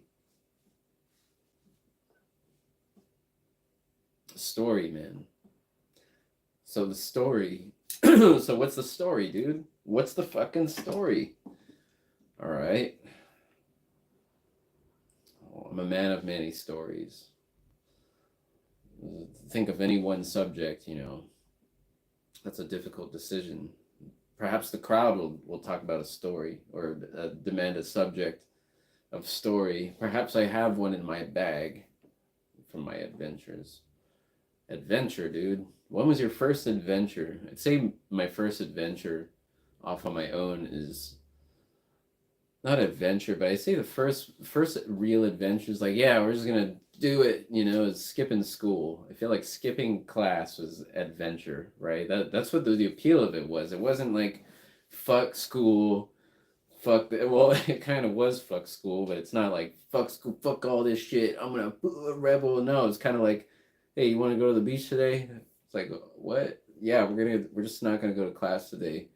We meet up, me and my friends, we are all the smokers, we meet up at this Korean church behind the high school on Guam, and we meet there every morning. And some days, man, some of my homies would just not go to school. They'd just be like, yeah, I'm just gonna go, I don't know, we're just gonna go to a beach or something, smoke cigarettes all day until we have to go home. And I was thinking that sounds great. We get to go to this village, go to that village, you might drop me home. So first adventure was, yeah, man, skipping school. Maybe, I mean, I went on family vacations. I suppose that's adventure. That's more like tourism, right? When you do the family vacation, you go eat somewhere, you go to the park, you go to this, you see you see Pearl Harbor, you go eat at the Al Moana Center, you go eat at the Islands Burger place. But adventure is going out of, just going do something weird, right? Adventure, man. Going off into unknown territory. What's the unknown territory? Well, we're gonna go to this beach I've never been to before. These guys are my homies in high school would go to all the cool beaches, man. They skip class, they go to the beaches, and they go to strip clubs. I had my man, my group of friends in high school. They were out. Okay, we're gonna say their names are Joe and Tom, dude. And Joe and Tom, let's say there were a crew of maybe, I don't know, 5, 6, 7 of us, a friends group. These dudes, Joe and Tom, were out every single night in high school going to the strip club, right? They go to the strip club, they drink, and they drink and drink. I'm talking like 14, 15, 16 every night going to the strip club on Guam, staying out till 4 in the morning, going home for 2 hours, and going to school. And yeah, man. So you develop some adventures with these people, and yeah, you skip class. Some people skip class in the morning, go to the beach. Sometimes they stay out all night at the strip club, and they're like, I'm not gonna go to school today. And then you would do the thing like, yeah, I'm gonna go to Joe's house. I'm gonna spend a night at Joe's house. And then you just like not go to school the next day. You just you go find a beach and you drink all day, man. Drinking, teenage drinking. It's an issue.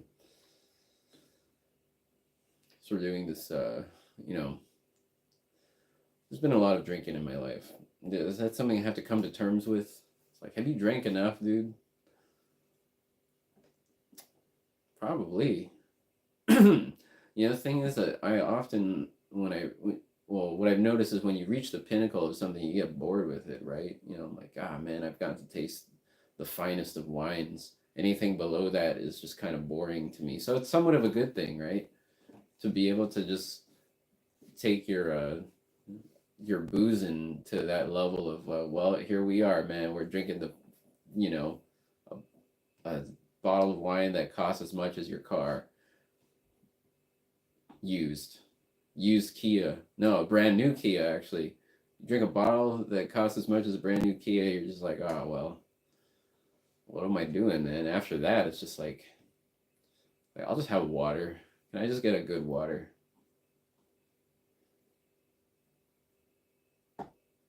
Sometimes duty calls, man. Duty calls. You gotta taste some wine, I suppose. Hey, but that's what we lined up for ourselves. But there's more to it than that. You know, you get it's usually enjoyed with some great food. So that's one of the aspects of uh, for me that wine. One of the most positive aspects that wine brought into my life is this knowledge of food, man. Well, just pairing with foods, and you look at the foods they pair it with. They make certain dishes like, yes, this will pair good with the Pelini Montrachet, aged 20 years, and then you taste these dishes and they're fucking great, man. You taste it with the wine, and it's like, oh yeah, this makes sense. Where are we at? Hold up. Let's plug this thing in, dude. Maybe we smoke one more. My wife, dude.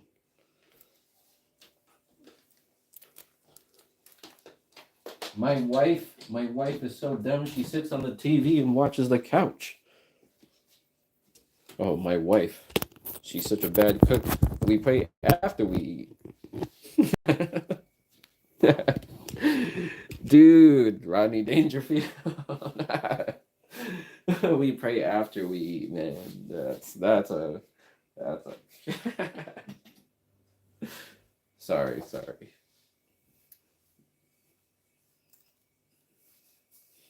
What are we gonna do, man? We're standing up over here.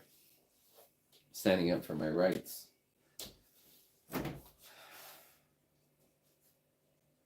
Standing up for my rights.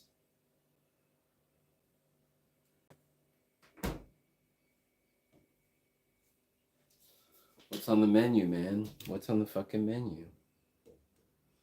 Guess we could eat a salad. That'd be good for you. Salads are good for the anus, I heard. What? Dude. Yeah, man. Salads, lentils, you gotta eat that stuff, dude. You can't be just eating cheese all day, eating butter. I basically ate a half a fucking stick of butter already. 24 hours. I could eat the whole thing, man. I'm a butt. I have to say the butter out here is tremendous. Get some good butter.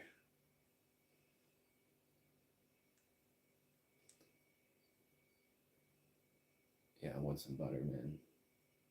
I want sweet potato. Put on these beets. So, cutter's down. I think that's a good thing. You can see, well, it's not a good thing, but I can see the positives in it. It gives me time. It gives me time to make some shit happen. So, we're envisioning, the other day I was complaining, not complaining, but I was just like, man, what is something that I could just bring to life? My God, dude. I'm trying to bring something to life over here. So, thinking about it, it's like, okay, dude, you have all your works, all your recordings, take the projects, the ones that are for sure projects, and organize those. Organize them, put them up on the website, have them on vinyl, have the album art, have the descriptions, the most detailed descriptions of this music that you can possibly give that someone may enjoy enough and say, relate to, and they might be like, oh, fuck it, all right, let's buy this thing. And I feel like, I see certain people, they do really good write-ups on the music that they're putting out, and a lot of it is like reissues. When they're putting out these reissues, if you look at a lot of modern albums, they don't have liner notes, they don't have shit, they don't have nothing. They have nothing. It might say, oh, here's the mixer, the engineer.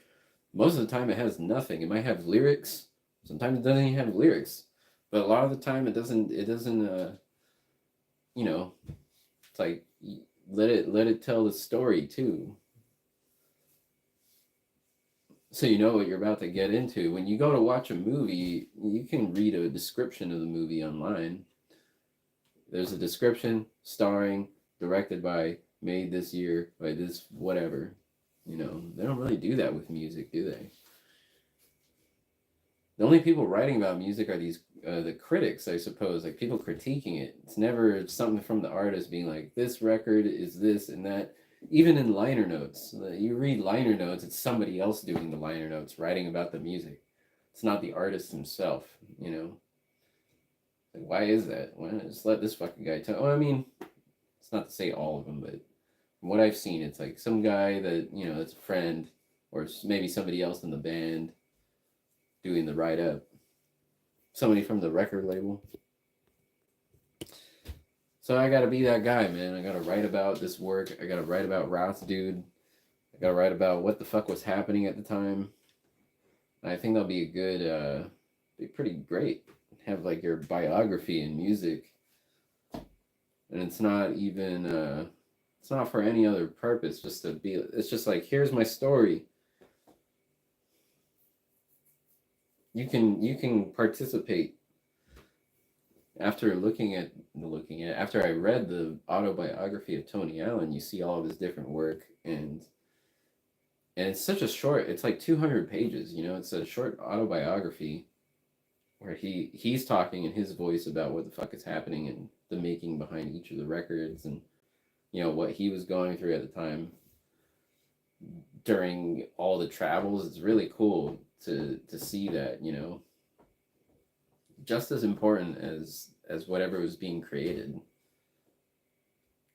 But you don't even have to know about, you don't really even have to know about Tony Allen's music. You could be someone that never listened to his music and read this book and appreciate it. Like, oh shit. What's up with the article you wrote? It'll be coming out soon. Soon. I'm waiting for my copy in the mail. So once I get my copy in the mail, I'll be like, yo, check it out. Article I wrote. See about getting some more articles written. But you know what the thing is that, see, that article is just fuel for me to be like, okay, man, you can write something. Like, what do you want to write about? You can write about fucking anything. You can write it. I think writing is, there's such a freedom to it. Writing, expressing your thought. More so, I mean, music is a different way of expressing yourself, but I could express myself in writing and just tell, you know, just say, like, what do you want to say? Well, I like to share some things, right? Behind the creation of certain things, of music, or like even designs, you know, say, how was this made? Well, basically, you get a paper, you throw paint at the paper of different colors, and then you write this word, and then you impose that painting in the word, and then you put it in a pattern in a software, and then you cover some clothing in it. That's pretty much how it's done, right? Record the process, audio, art. Yes, the documentation. This is for the generations to come. It's not for you. It's not for me. It's not even for any children that I have or grandchildren. It's for the 7 generations down the line. It's like, what are they? What are they gonna? This will be everybody's favorite YouTube channel in 700 years, dude. Hey, what episode are you on that shit? Yeah, like, you know, episode 7,000. What's he doing? He's just playing the drums, man. He's talking some shit about the internet or whatever. I don't know what it is. Some old school shit, you know. But look, he's gonna play the drums. He's gonna make some beats. Making the music and explaining how it's made. That's pretty fun. That's some fun stuff. Every day it's different. But you know, it goes through phases though. It'd be like 3 months I'm on this shit, 3 months I'm on that. Every 3 months, 6 months, maybe a year, I'll be on some type of sound. So you can see the sounds change. But man, my favorite stuff is sampling. I feel like that's that's my power. My power is in sampling. Seems simple is what is needed. The easy things are the easiest things to not do, man. The hardest thing to do is to not do the easy things.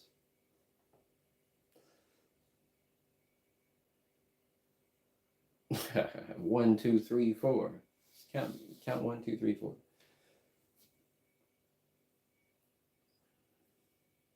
even in music, man, trying to keep music not so. I mean, I was educated in music at one point, and that led to like a weird period in my life of maybe overcomplicating, maybe overthinking, and just thinking that there's rules that you have to break in music. And then you realize there are no rules. They tried to fucking give you rules, man, at the music college. Like, here's some rules on changing. Like, you know how much of that shit I use? Fucking none of it, dude. Even in music, nah, I can't. I take that back. You know, I might use nah. The only one thing I got really from music school that I used more than anything else was music publishing. Was learning how to publish your music and learning how to become a music weasel. That's what they call it in the music industry. They call them weasels, man. A music publisher is a weasel. I ain't fucking with none of these weasels, dude. That's all I'm gonna say. You gotta be your own. You gotta be your own weasel. You gotta be your own. You gotta be your own CEO and shit. Your own marketing division. Oh my god, music thing is too crazy, dude. That's why I want to drop all this shit and just retire. You know, what do you mean retire? Is he talking to more than just this YouTube stream? We're talking to the fucking dude. This is message is not for you. This is we just explained it. This is for the seventh generation down the line, where we're just like, here, man. Here's some drum beats. This is how we did it. Explain a little bit what you do. Maybe you explain to people, hey, man, this is what you should do, and this is what you should not do. All right, here's the list of things you should not do. A list of things you should do. So we're just leaving messages for, I suppose, yeah, man, that's the seventh generation. What would you like to say to them? And that's what we leave in this broadcast. You know what's funny is shit. I saw a meme type video today. Some brain rot footage actually came into my feed, but it was entertaining. It was like a guy. It was a Interstellar dude where he's watching a video of his kid, and he's crying and he's going off into the next dimension or something. And he's watching a video that his children sent to him. His kids are getting old. They're like, Dad, I love you, this and that. Look at what I'm up to. And then this one comes up and it's like the guy is like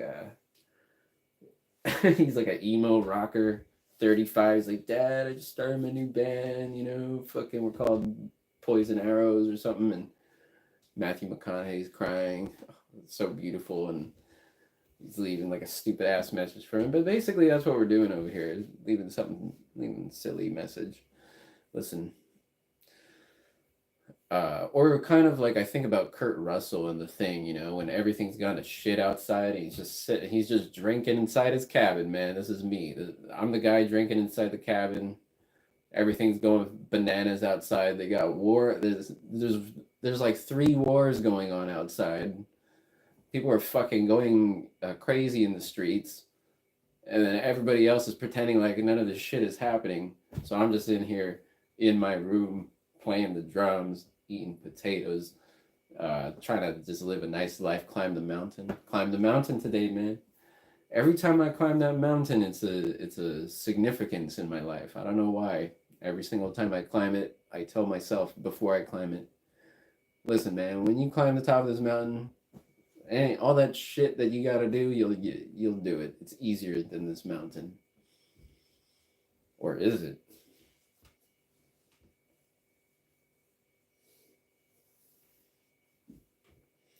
Oh, Ludovic Jansen.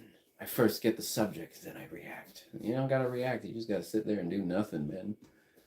You gotta sit there and do absolutely nothing. So, the year is 2025. This message, if you're getting this message, man, all I gotta say is that sweet potatoes are delicious with butter and olive oil. It's actually a recipe I learned from Jacques du Pepin. Jacques du Pepin is a French uh, chef made famous on American television. He lives in America. He's cooked for the president of, I don't know what it's called. I don't know what it will be called in, whoever's listening to this by the time this message reaches to you. But yeah, he lived in America. Jacques Dupépin. He makes some delicious food. You can find his YouTube channel. Uh, but he has a sweet potato recipe that, I struggled with sweet potatoes for a lot of my life. And he said, this is how you make a sweet potato. You take it and then you put it with the olive oil and you put it with the butter, olive oil, water. That's one of the key things. He says the water, you got to take the water and mix it with the you don't mix it. You fucking cook the sweet potato in water and then you put butter and olive oil on it and then you wait for the water to evaporate. I didn't understand the concept of evaporation in cooking, but you can get water to evaporate out of food and the vapors will cook the food, and then when it leaves, it starts to get crispy and caramelized. And then you flip it and you get nice crispy caramelized sweet potato slices. So, for those of you tuning in, I like that, man. Leave it. You have to think about the seven generations from now, right? They say it's not. I don't know how these motherfuckers decided generations. I think they're like Generation X and Generation Z and the millennials. I'm like, dude, it's been like 10 years. What the fuck are you talking about, generation? I thought a generation was a lifespan of a human, like basically 100 years. So every 100 years is another generation of humans, right? I don't know, man. Maybe I got it twisted, but that's in my mind what a generation is that long. So you get 7 generations, which is 700 years, and you have to think about those people according to at least the Navajo, the way the Navajo think, man. The way everybody's doing it right now, man. I'm looking at this shit. I'm like 700 years, dude. This shit's gonna be done. Y'all finished it. So all I can say is, here in Germany, dude, one of the greatest things that you could tell anybody is like, yeah, they got this trash organization thing down pretty good. I mean, sometimes there's trash in the street, which is fucking whack, but they organize their trash really well.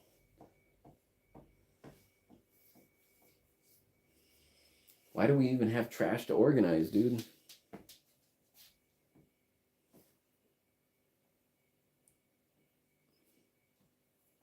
From the UK, London, kind of genre of music resonates with you? You got London in the house. Dude, I was supposed to go to London on Saturday, but then I missed my flight.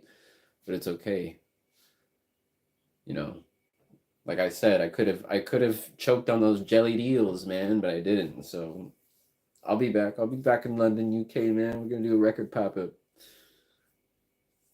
I say we're gonna do it. We gotta organize that. I'm waiting for my cuts or my diamond to come in. Oh my god. Diamond stylus to cut records. Cut them dub plate, man. So what kind of genre of music resonates with you? Anything that's funky, dude. It's not funky, I can't really fuck with it, right? Can't funk with it if it's not.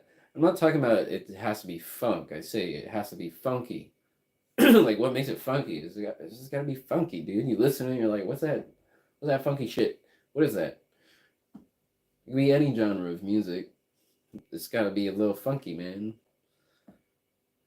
It's gotta make you rock, rocking back, rocking up, rocking in. Oh, John Lee Hooker, dude. I don't know, so we go through different phases of making music. It also depends on what we're using to make music. When I was using the Octatrack to make music, it made a totally different type of sound, man. The different electronic instruments. You make beats on the computer, it makes a different sound. You make beats on this SP404, it's a different sound. We got a keyboard over here and a drum set, so the sound is always evolving, but I guess the motto is just keep it funky, right? Stay funky. We have a song called Stay Funky.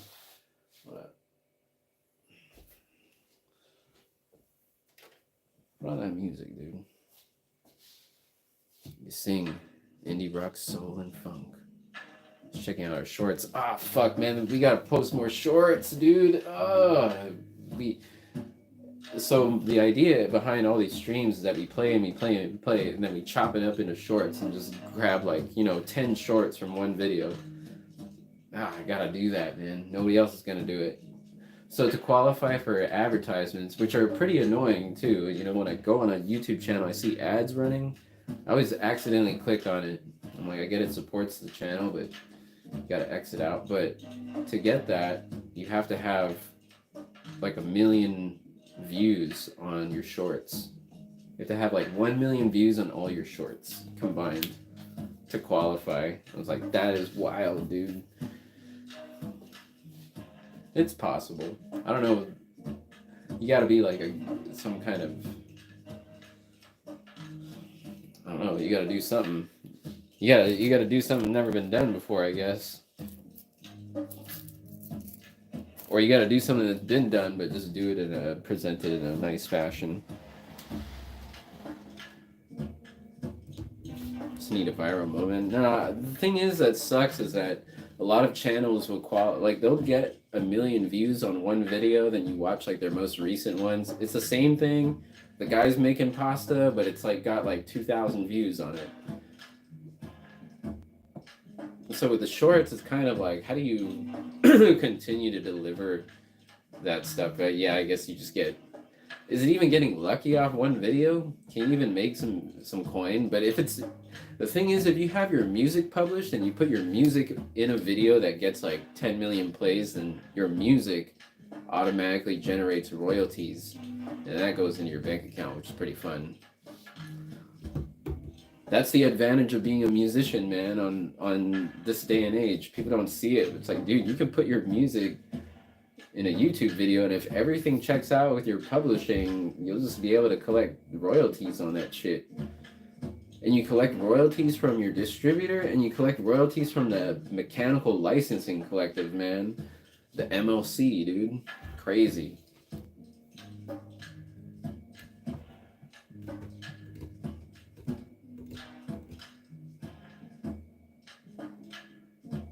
The Dance of the Una.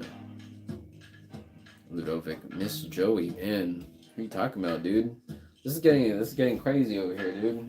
I'm dropping names.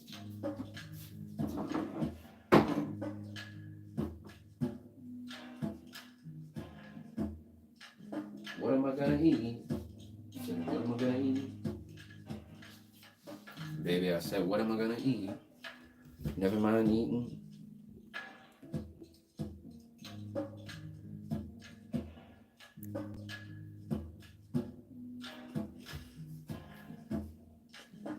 Understand the logistics? It's not even logistics. I mean, like, dude, all the music publishing shit, you know what's funny is I learned how to do it all myself, and then I would get involved with people that run it as a business. I'm like, I don't fucking need you, dude. You don't need anybody.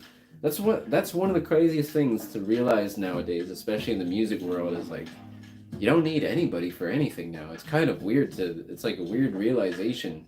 You don't need anybody to fucking make a living in that shit. Like, you don't need a publisher. You don't need a fucking you don't need anybody. You can just do everything yourself. Of course, you'll spread yourself thin, I feel. Or you gotta do it. You gotta construct your life. If you want to be successful and make a living in music, you gotta construct your life like a fucking robot, dude. Like a robot super soldier. And is that something, but if you're older in life and you accumulated more music and you did your fucking mission and you have a shitload of recordings, and it's a little bit different because you made all the music and now you can exploit it, as opposed to being someone that has no catalog and you got to make music to exploit. It kind of fucks up your vision of making music, because when you make music, you're thinking, well, I can make something and I'll make me some money. Like, no, dude, hold up. You think about all that shit afterwards. That's the way you keep it pure. Or not even that. French. Français, parlez-vous un peu français? Je parle un peu français.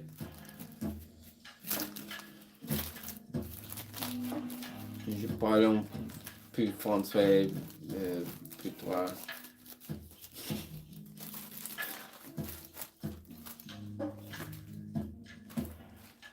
rouler papier. I don't really speak much French. I don't know, man. Don't speak much French. Although I feel like I can understand French reading it. Like if I'm reading French, I can get what the fuck they're saying. Laissez tomber. C'est ma langue maternelle. It is your mother tongue, dude. Your Muttersprache, dude. Laissez tomber. C'est ma langue maternelle. Maternal language, dude. The Muttersprache, as we say. See, I can understand a little bit. And that's just a dude. I've never taken a fucking French class, right? Just from being immersed in Paris. Like, I'm more than what Duolingo. Duolingo will teach me a few things. You know, it might teach you the fucking le train, the train or whatever, this and that. But when you're in real life, man, and you're in the thick of it, you gotta say un croissant, s'il vous plaît. Your girl is French, but you know that's the thing is that you have. My girlfriend speaks French, so I let her do all the French talking when I'm in Paris. I'm like, oh, thank God, dude. If I didn't have her, I'd be like, just like I am in France, dude. I'm basically like in France. I'm retarded. Like it's like that guy. Get him some help. Get him. He can't do anything, man. Like It's one thing I really thought I was gonna be like, haha, wee wee, like this and running around, but then everything I say in French, they're like, fuck you say, man? What are you saying? What are you saying to me? I say, un croissant, un croissant. They'll correct you, dude. I'll say, un croissant, s'il vous plaît, un croissant, croissant, s'il vous plaît. They fucking spit. When they're saying croissant, they get their spit on your croissant, dude. That's how you know it's authentic, though. That's the good stuff. Tu peux pas tester.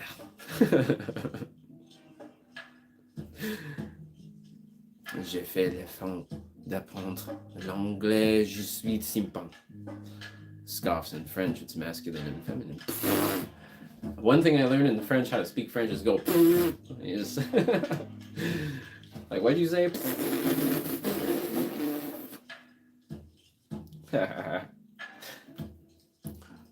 J'ai fait l'effort d'apprendre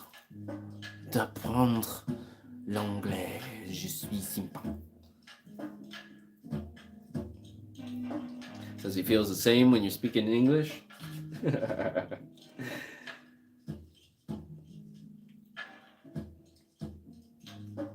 English is a fucking wild language, dude.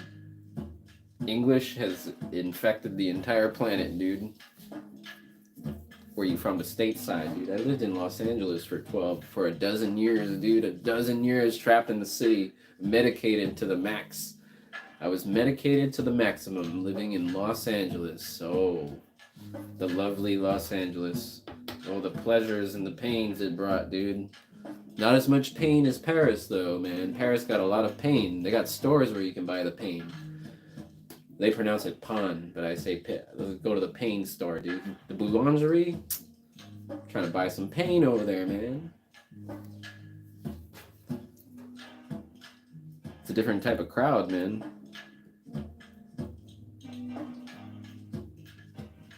Dennis, saying Crips with a K. Okay. The Crips. So living in Los Angeles, Crips, Bloods and Crips. Did I know any Crips? I saw Snoop Dogg DJ one time. That was some crippin'. I went to the Watts, dude. I went to the Watts lowrider meet one time. That was crippin'. Ooh, they were doing all kinds of shit. Yo, I lived in Long Beach, man. Crippin' all day, dude. Fucking, there's like crip tags all over the place. I've seen crippin' in off of what's the street called? Not Normandy. Not Slauson. Deeper than that, dude. There's some grimy street, man. Some grimy street in Los Angeles. Not Washington. That's a grimy street too. in South Central. It's basically, we did an alley review over here. I was out. Okay, story time. I was out late at night because I was in Compton, right? I was in the city of Compton at a studio, music studio warehouse party. They were having a fucking party, and I remember I was playing beats there, dude. I was playing beats in Compton. I was playing beats, and this old lady comes up, like this hood lady comes up to me. She's like, "What the fuck you playing?" I'm like, just playing some music." She's like, "I need to play something that make my pussy wet." I'm like, "What?" She's like, "Yeah, play me something that make my putty wet." I'm like, "Okay." Make the putty wet. And I'm just like, so I put on, I'm like, "Okay, what do I got, man? I got my beat machine. What do I have?" I'm like, "I got some Marvin Gaye, dude. I got a Marvin Gaye beat, flip." I start playing this Marvin Gaye. She's like, "Nah, this ain't it. Yeah, I need you to play something that my putty wet." And I'm like, "I don't know what you want." So I just unplug my shit and I'm like, "Here, lady, you could take control of the aux cable. This is at some studio party. This studio, they recorded like TDE shit in and all this stuff, right? At the homie, wow, what the fuck was his name? I had this one homie in music. What was his name? Oh my god, I already forgot. He went by like one word, right? It wasn't Lens, but it was something like that. And he worked at the studio. And they were throwing a party. But anyways, it was like 3 in the morning. This lady told me she wanted the Putty Wet song. So she plugs in the aux cable and she puts on a song that literally, that's the lyrics of it. "Make my putty wet, make my put boom, boom," some shit like that. Now, anyways, party's winding down, and I look at Moise and I say, "Dude, we gotta let's review an alley, man. You got a camera? Let's go out and do some alley reviews." This is in Compton, and he's like, "Yeah, I know this spot, fool. I know this spot. It's like a fucking, off of not Crenshaw, not, oh man, I can't, no, the Nipsey spot is off Crenshaw, Nipsey's alley. No, but there's oh dude, it's real deep. It's like 110th and some other fucked up street, like 110th in Washington. I gotta look up the footage. It's there. It tells you the street, and we're in this fucked up alley, and on one side, rewind. Google Maps has a plugin in Los Angeles that tells you all the gang territory, man. That's what LA is. When you learn about that shit in Los Angeles, you look at the Google Maps plugin, it says Los Angeles gang maps, and it's so accurate, dude. It goes block by block, and it tells you every gang. It shows their tags and all this shit. And I look up the Google map on here, and one side of the street is Crippen, and the other side of the street is Bloods. And we go into one side, and we're doing the alley, and it's straight blood gang alley. Like, they got their tags, they got crossed out blues. There's fucking just sketchy shit in this alley, and we wind up going through this alley, and there are these guys having a party back there, and it was pretty sketchy, man. I don't know, but we kind of talked to them a little bit, reviewed the alley, busted ass, went to another one. It's grimy over there, man. So yeah, living in Los Angeles, you get to see so many different aspects of life, dude. Get immersed. I've been immersed in LA. You can just find all these different subcultures and things to explore. It's like a Nat Geo documentary, instead of watching National Geographic on taboo things or nightlife, you just go out and experience all these things. Like, just dive right into it. Any type of music, whatever, weird stuff, grimy shit, studio parties, Hollywood parties. And yeah, man, I've seen a lot of weird things, man. Seen a lot of weird shit happen. Not even weird. Can't say it was too weird. Not really the I've seen some weird shit, 46 knows something about life, dude. I don't know. All I know is I know nothing, dude.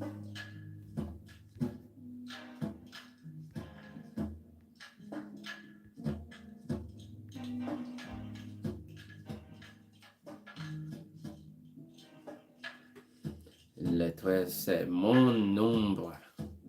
Je suis une 12 February. Oh, born in February 12th. Happy birthday. Bro, definitely no. Rule number one, never lie. Don't lie to yourself, dude. Well, there's a karmatic quality. If you lie, something will come back at you that way. So what you do is you just treat every situation what you want to come back to you, right?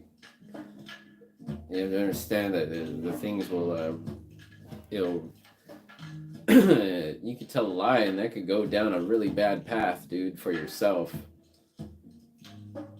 I've had people lie about me, man. Fucking, I'm just like, telling lies. I've had to lie, like, not had to, but I've lied. I've had moments in my life where I lied a lot, dude. I was like, fuck. Why did I lie? It was like just to basically make someone else happy. That was kind of fucked up. So the whole situation, you gotta also be in a situation where you're never put in that position, right? Like, imagine if you're about to get fucking tortured to death and like, tell us where it is. Do you know where it is? And you gotta say yes, or you gotta say no. And you say no, then you get fucking. But you do know where it is, right? So, or you don't know. I don't know, man. It's a thing. But yeah, I find like lying not to be a pleasant characteristic of somebody wholesome, you know. Some people lie to get through systems though too, man. They might declare something so they can just get their next car loan, so they can get that car, so they could drive and feed their family or something like that, you know. They say, how much money do you make per year, sir? Oh, I make $10 million a year. All right, we'll give you that credit line. Yeah, I don't know, man. I don't know. Fuck it. It's to live in truth. I think to live and understand what is true. You know, that's what it is. Understand, not to seek lies, but seek the truth, dude. The truth of your existence.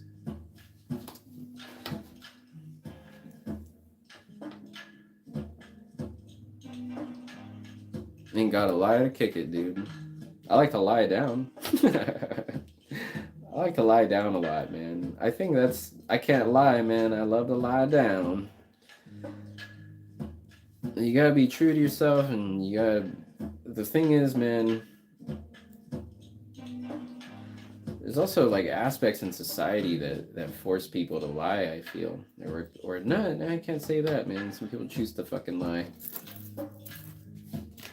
I don't know. All I know is that I've been on a path of truth for quite some time, and it's been great. Things work out. The truth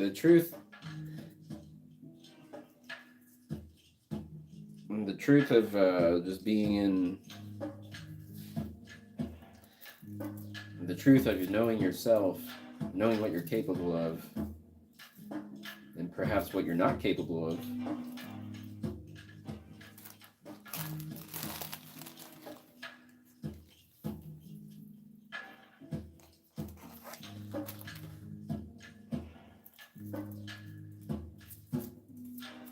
The truth and the facts, dude.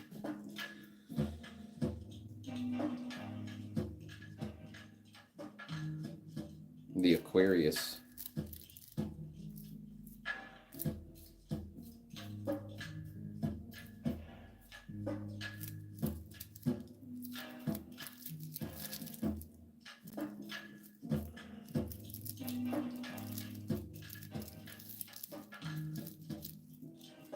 Let's roll up.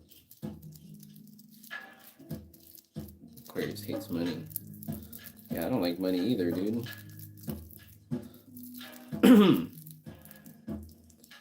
Start understanding the way that, you know, the way civilized people do things, dude. The way civilized people do things, they trade, right? They make trades. They trade services, goods and services, man. All right, dude, I personally, like, I would rather trade my services for fucking whatever it is I need than to actually, like, have money. I remember I was getting weed from a friend. I'm like, why am I even giving you money for this, dude? This is fucking weird. I should be giving you something that's, like, worth more than just paper, right? Like, paper's fucking useless. It's fucking useless. What am I gonna do with this? I'm gonna start a fire with it? I mean, the actual use of it, like, there's nothing useful about it. At least gold doubloons, you might be able to use that shit. You might turn it into, a gold bar into a.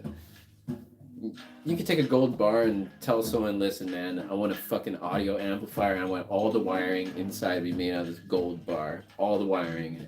I want the cleanest sounding fucking record amplifier of all time. You could do something like that, but with the money, it's like, even with coins, like, okay, you're gonna melt down some copper and.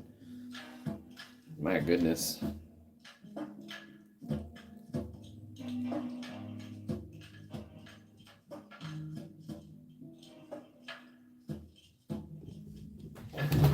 The Aquarius. I don't know, I know a few of those.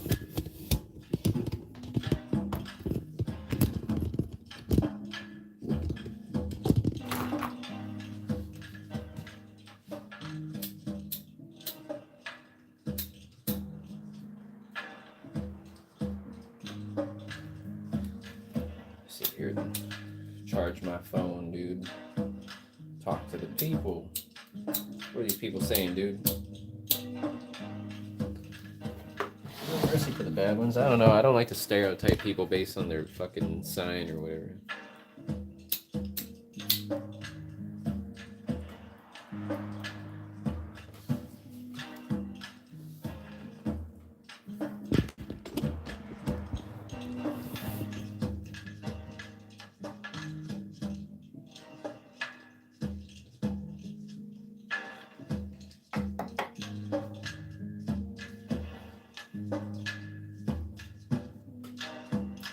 About Aquarius? I don't know.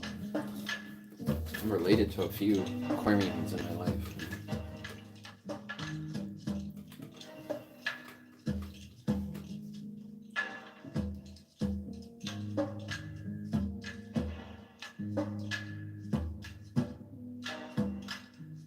Leo. Lion. Oh, dude, there's this lion documentary on God, I forgot what the fuck it's called. It was a Discovery Channel documentary. I watched it last night. Brutal, man, brutal. It's about this, what is it called? Like a congregation of lions, of 5 male lions that go through Africa and they just wreak terror, man. They go through and they take prides. I didn't know that a pride of lions is all female and babies. So what they would do is they come out and they chase the other males away. Kill them, and they take over the territory, and with it they get all the female lions, and they get their, they get all their lionesses, and they get the children, and if they choose to coexist with the babies, they can do that, or if not, they eat them. But dude, this documentary is crazy, man, because it's a narrative, and you follow these 5 lions and see how they exist, and they part ways, and they're all brothers, and 2 of the brothers go out and they fucking, man, they get their asses kicked. One of them gets torn apart, dude, by a pack of other lions, another pack of male lions that was taking territory. And everybody's watching this, like, all the people making documentaries, like, this is fucked up, dude. But yeah, the world of lions, man.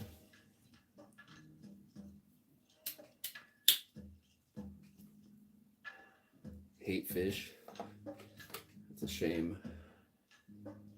He sees a fish and he tells the fish that he hates it. It's unfortunate. It's an unfortunate mindset. The mind, dude. Or it's in the heart, dude. And in his heart, he hates fish. Or she. He or she. Or they. Fucking, it's 2025, ladies and gentlemen. I can't even say ladies and gentlemen. You gotta say, what do I say now? Shit. Ah, fuck. I can't. I don't know how to address the public in these times. The fish, man, you gotta fucking have love for the fish, dude. They're important. The fish are important to the ecosystem of our world. The fish provide food.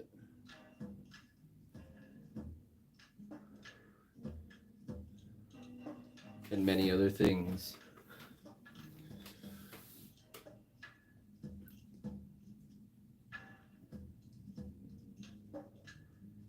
I've seen some beautiful fish when I was last on the island of Guam. I jumped into the ocean. The ocean was a pastel, no, not pastel, it was like a deep navy blue, one color.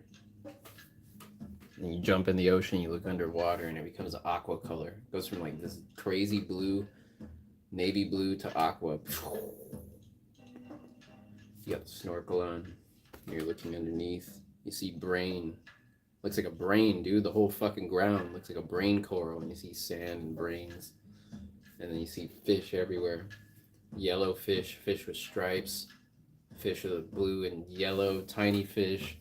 Not big fish, just really small fish, just moving fast. And you're tripping out, dude. Smoke a doobie and put on your goggles and float in the ocean.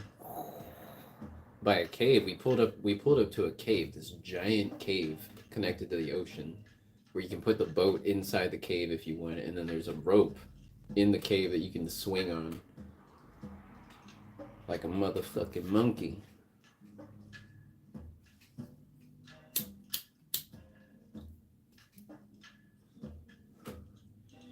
Aquarius hate the fish. I think you hate fish. Guy will sell you a bike for $130. Don't do it. Spend that on fucking flight to somewhere out of town.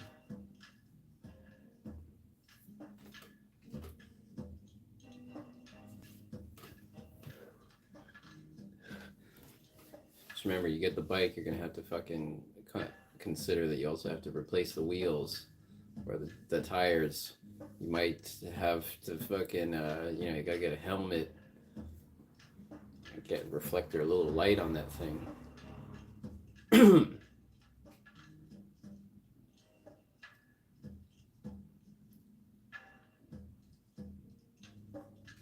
This guy over here, he's coming into the room talking about how he hates fish. Everybody say hello to Ludovic, the hater of fish. That's his new name, fish hater. His new name is Does Not Like Fish.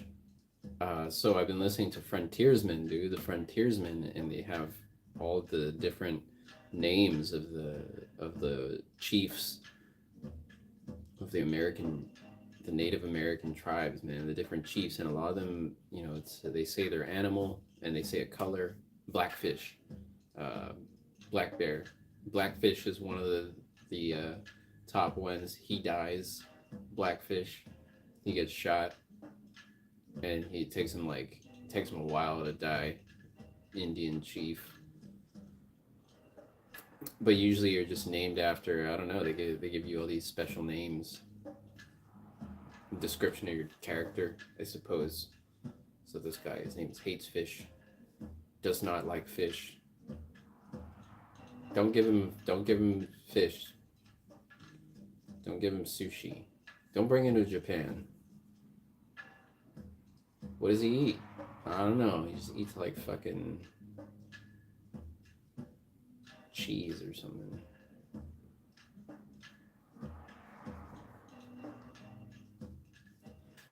I like me some seafood. Although it's rare to come across in this part of the world. Here in the countryside in Germany. Do you have a chief name? You love spiders? I saw a video of a lady eating fucking tarantulas live. She's not a good person, dude. She does a lot of live animal eatings for clicks. What you gotta do that for? Can you believe that, man? There's people putting things in their mouth and chewing it and swallowing it for entertainment of the rest of the world.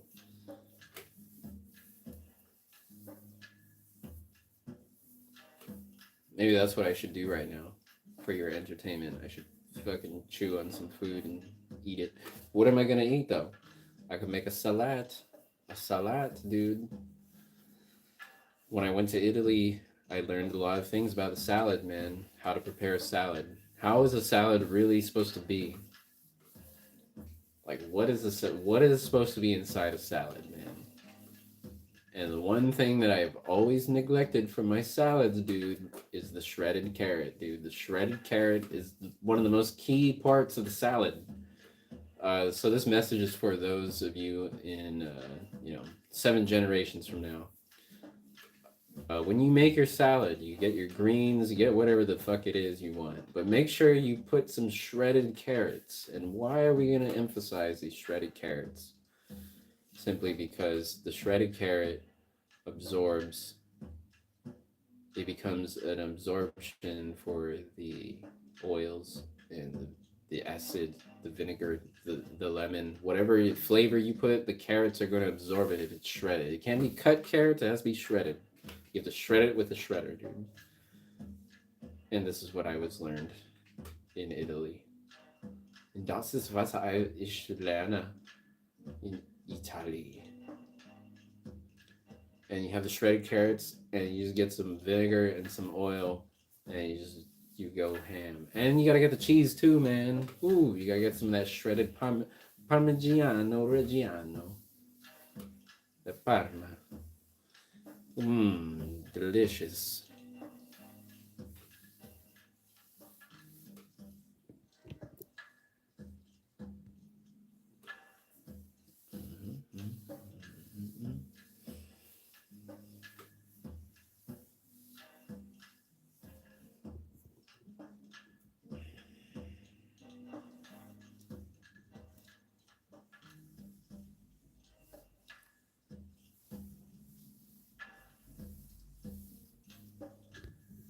Vitamin A, dude.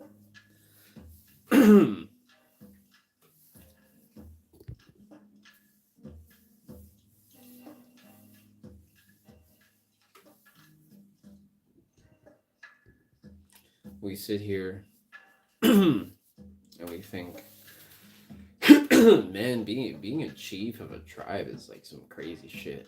That's some crazy shit, dude. That's a lot of responsibility. Good for the eyes. It's quite a bit of a responsibility. I like to eat fish. I love fish. I don't know what the other guy was talking about. He like hates fish. He hates them. I'm like, what the fuck is the matter with you? He enjoys oil spills. He's like, when I had to remove him. He was saying too much shit. It's too much, dude. I'm an Aquarius, and I'm like, you're annoying. That's what you are. So you are banished from the tribe. How?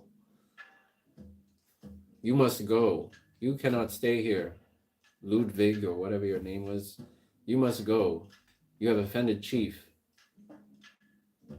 Big Chief no care about your hate for fish. Big Chief love fish. Fish. Fish brings life. Fish is good. You watch the fish and you know that it is food for the bear. And food for the bear means more bears. And the bears provide our coats. And the coats provide us warmth so we can live another winter. So yes, we love the fish. And the things that the fish eat. And the things that the fish eat that they eat. And the water. Yes.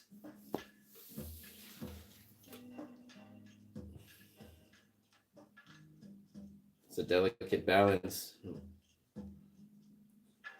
The life of everything is in our hands, dude. It's the way we treat things. My God.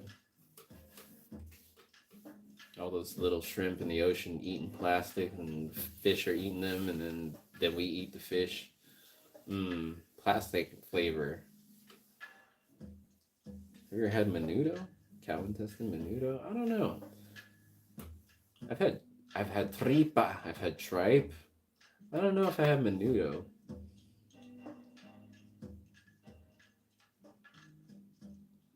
Menudo. Perhaps I have. I've had to have it like once in my life. I don't know. Maybe not. Maybe not. No. I've had cabeza, suadero, tripa, al pastor, asada, pollo, veggie, birria,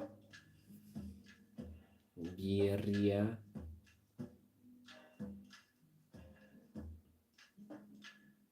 Damn, dude, there needs to be a fucking taco place that has all the taco flavors, man. I'm not talking seven flavors of, they usually have asada, pork, uh, they'll have al pastor, they'll have asada, they'll have a chicken, and they'll have this. They usually max out on like four or five. I want to go to a place that has like 17 different types of taco proteins, right? Yeah, dude, it's called Chipotle, the one that gives you diarrhea. Oh, perfect. Yeah, give me some. I've eaten at Chipotle maybe like it's been a long time since I've eaten Chipotle. I stopped eating Chipotle when they started making fun of it on South Park. Once South Park makes fun of something, you're just like, yeah, I can't. Once they touch something, it means like, yeah, you shouldn't fuck with it. Oh my god, dude. Oh, menudo is tripa? Okay, I guess. It's stomach. I wouldn't say intestines, right? Intestines, people get too vague with it. It's like, what intestine is this? It's like, okay, this is the large intestine, the one that all the shit passes through. No, but you have a stomach. The stomach is cool because the stomach basically is for like cooking. You think about what your stomach is, it cooks the food down into like, it produces acidity, so it probably has like a flavor to it from that, right? It has like an acidic quality, the meat. The cow stomach meat is weird. It's like frilly. And you look at the inside of it, dude. It looks like a floor mat or something.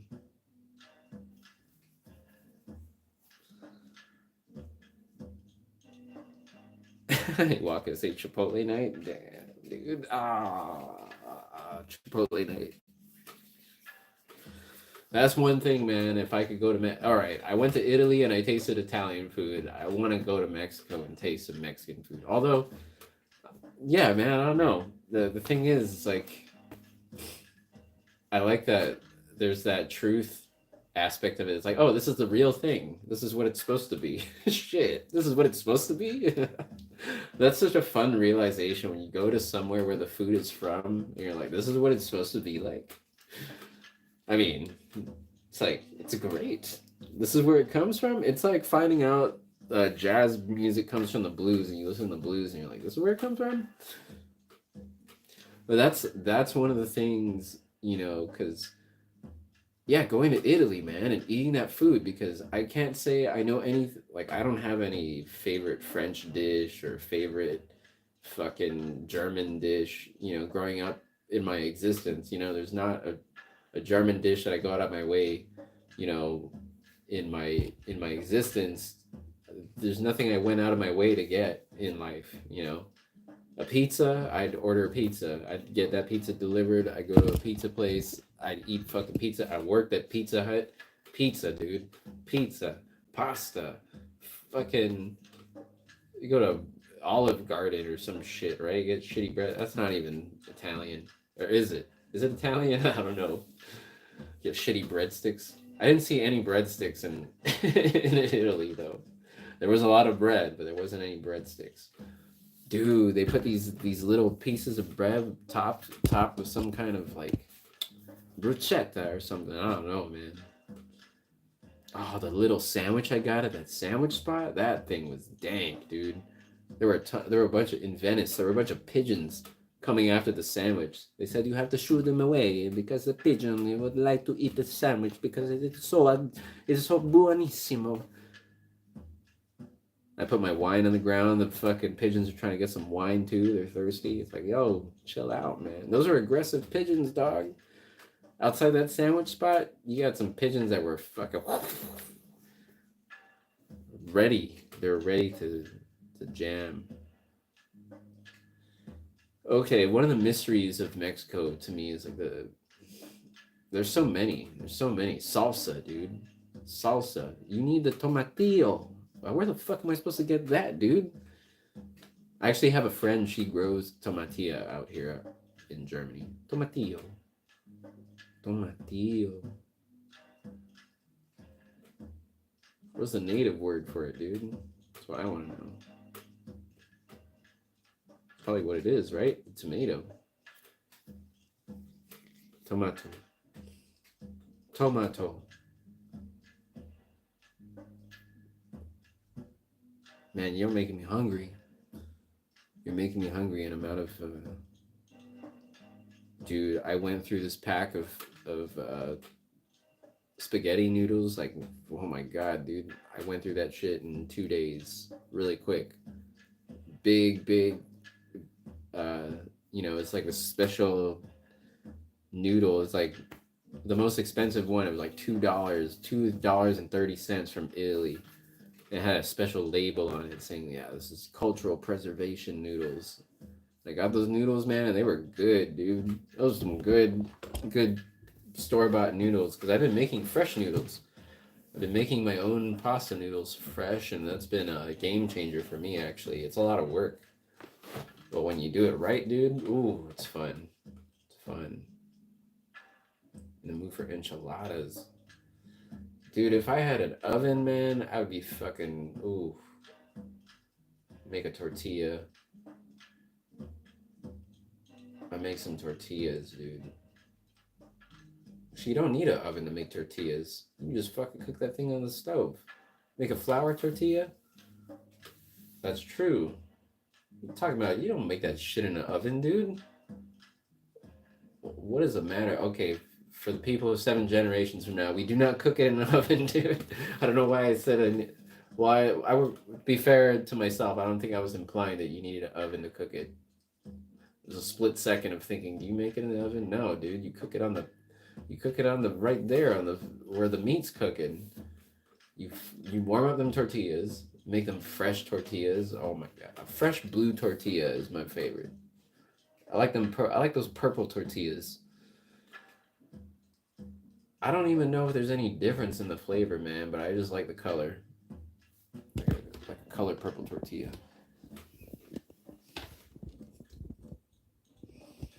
The color purple. Bake some tortillas.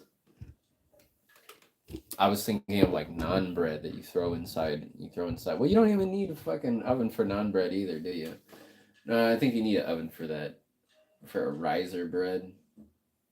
Rising type breads.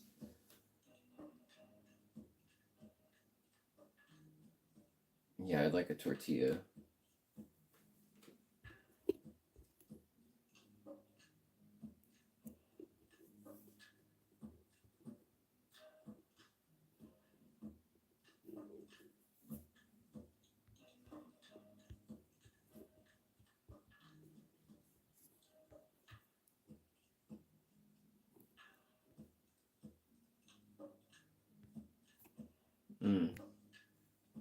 Bake some tortillas, dude.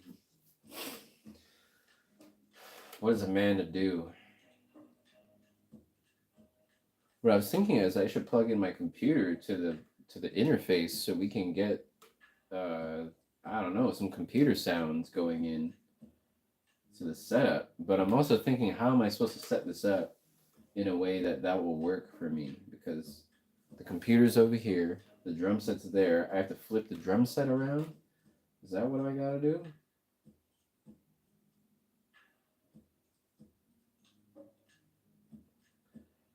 That might be the move because right now there's a lot of bass from my kick drum, based on the where the microphone is positioned. There's a lot of bass going there. Based on where the drums and the microphone are positioned, you get a lot of low frequencies, right? So I think maybe a good idea is to move my drum set, flip it around, put it on the other wall. That will reduce the bass frequencies and also give me some open space to move around. All right, let's do that, people. We're gonna rearrange the studio. I'm gonna show you how it's done.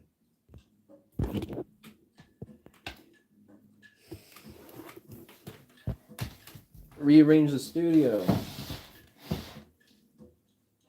Spring cleaning, dude. Spring cleaning. Whoa. do it. Studio Rearranger. The only thing I don't like is that our chair has this case right here, man. Fucking.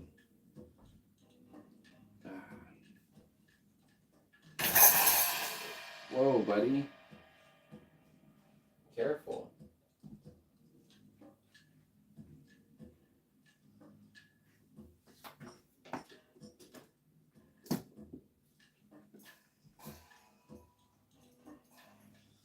I think we can bring this back a little bit. Wait a minute, but how are we going to play the keys? That's what I want to know.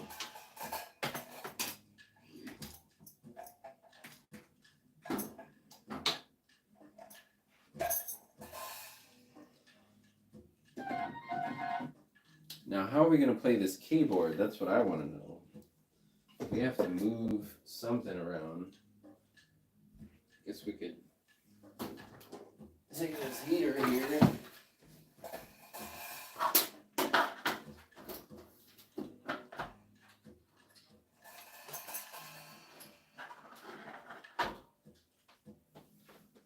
Man, thanks to Pearl, moving a drum kit around the room has never been easier. You have any sourdough going? We do have sourdough going. I gotta cook it though. Good idea, dude. Good idea, Kyle. I want to make me some sourdough. Make me a noodle, dog. Canoodle.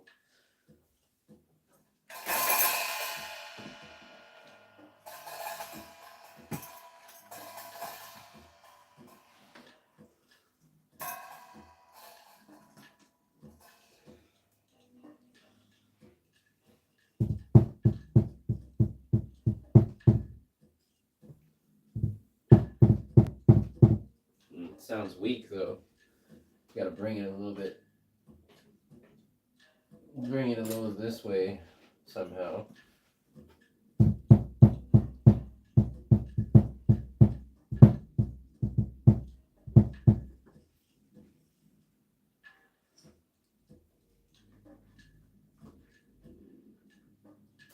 Let's turn this off.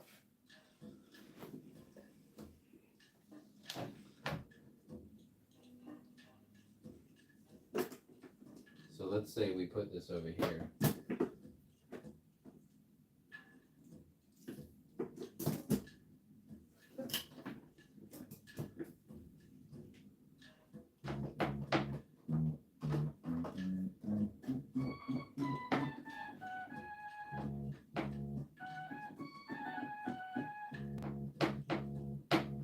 Okay.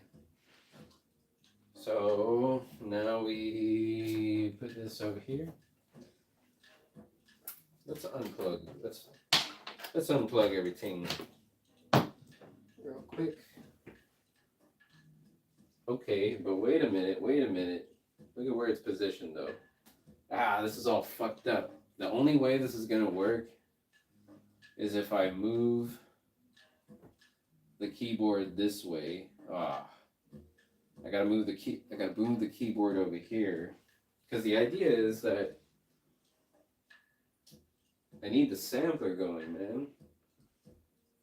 I need the sampler going when I'm playing the drums. How the fuck am I supposed to do this? The only way I can do it is by bringing the drum set this way. Fuck.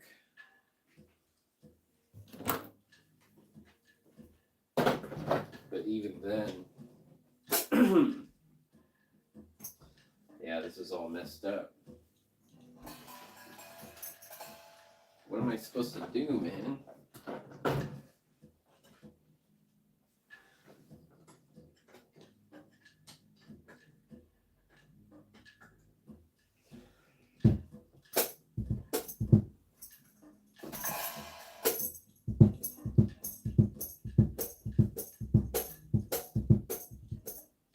This thing has to come closer.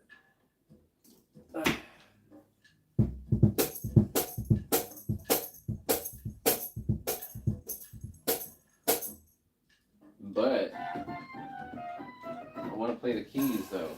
I want to play these fucking keys, man. The way it's set up right now, the way it's set up right now, it's kind of God. Everything's getting in the way. So what do I do? How do I set this thing up, man? How do I set up this so I can play the keyboard? I want the keyboard next to me. I guess I'll have to switch it. I'll have to move this. Oh man.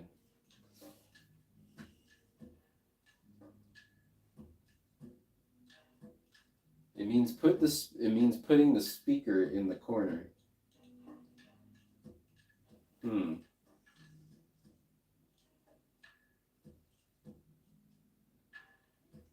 We gonna move the studio around right now?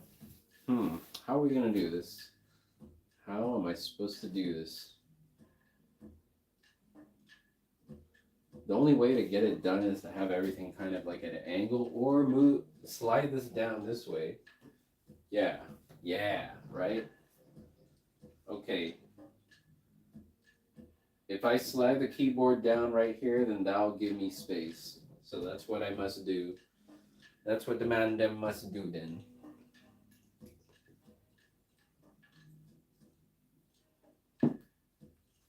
We gotta have a look at this baby right here.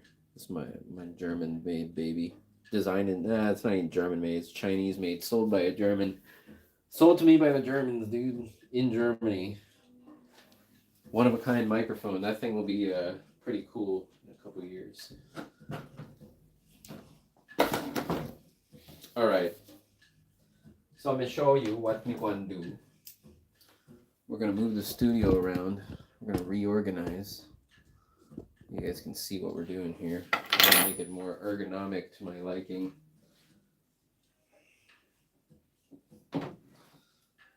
Cables, extra cables, get them out of here.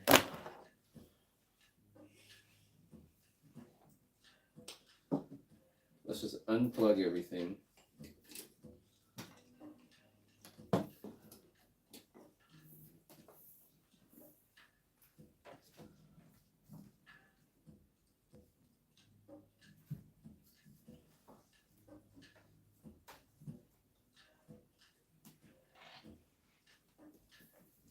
Unplug all cables. Oh man, what a mess.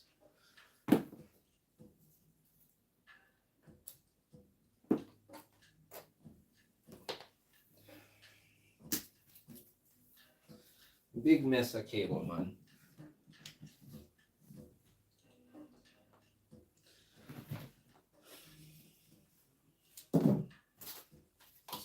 Headphones.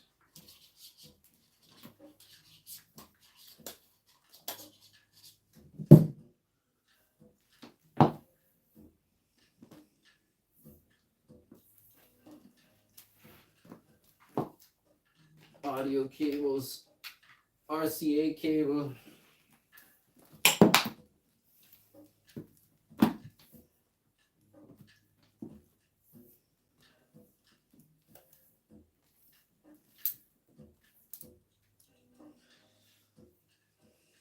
That's how you do it. That's how you do it, ladies and gentlemen. Roll up your cables.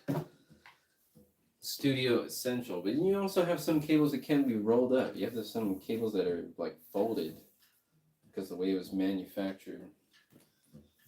Unless you pull out those knots in them.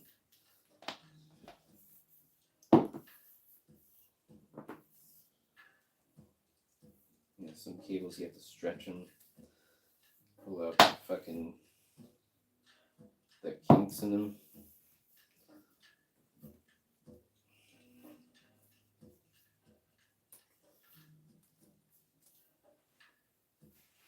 Rolling up the cables, dude.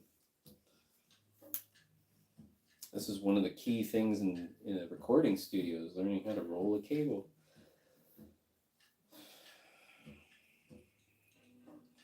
You gotta learn your knots too. You have certain knots for the end of the cable. So we got a thick guy here, big boy here. This cable is quite a little bit easier to handle. Roland cable, made by the company Roland, made in China probably. at the same factory all these other things come from, which is great too. There you go. Not the most even roll, but it's okay. Not bad, you know. Okay, studio rearranging time. So we have to think. If we're gonna move everything, then that means we have to move all our power. All of our power source has to fucking be transferred too. Or does it? Perhaps not.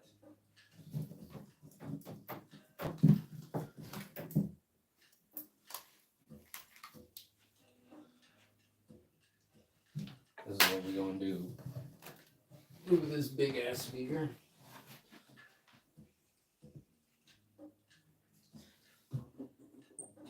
We're gonna move this giant speaker for which we have a cable for.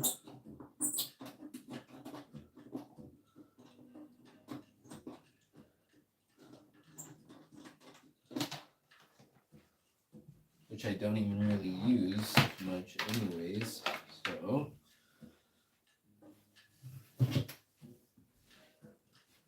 Move the custom speaker. We'll slide this guy down a little bit.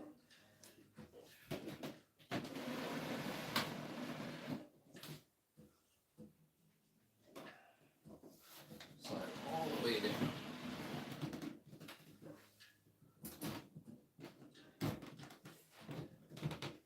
Let's see if he works.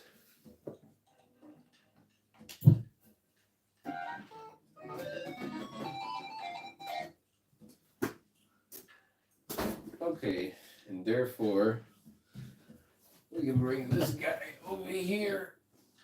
Ooh.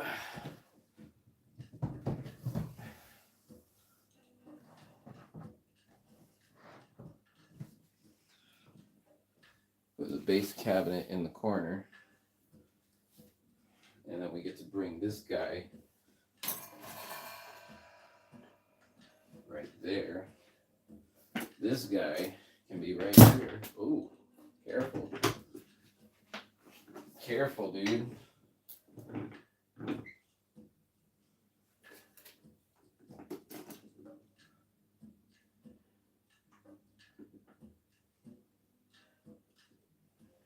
Dude, this is one of the worst fucking pieces of hardware I've ever had.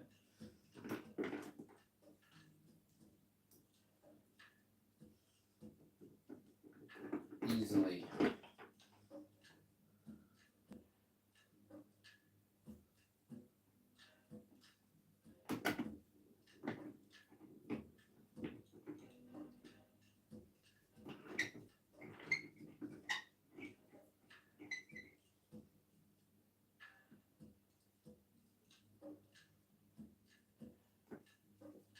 I don't know who made it, but it's defective. Effectively defective, dude. Okay. Let's see how this is working. So we got more of a setup here. We can even bring you guys in. Bring you over here where you can see everything, I suppose.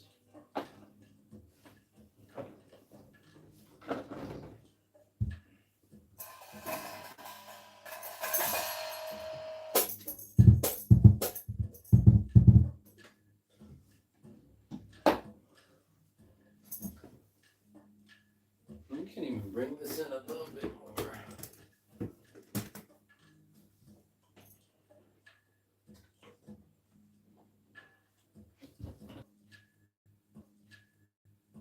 Cut. I think I got a phone call.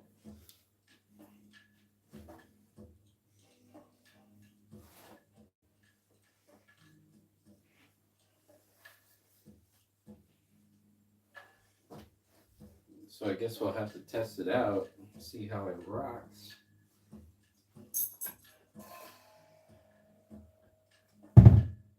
Ooh, this is on wrong. It's for one.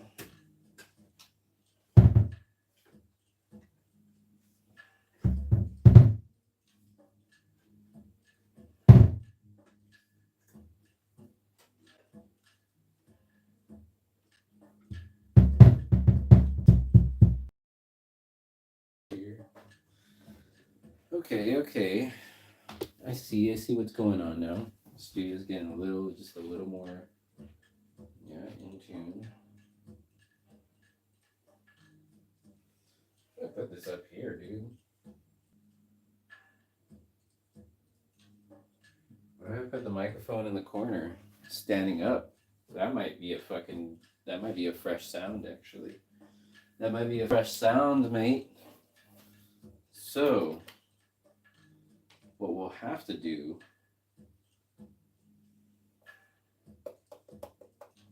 we'll have to plug in this audio interface over here, setting up the studio. So where can we put this thing? Where in the studio will it be?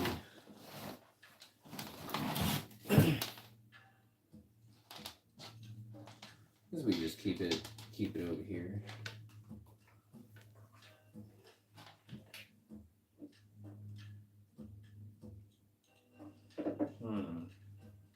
Where can it go?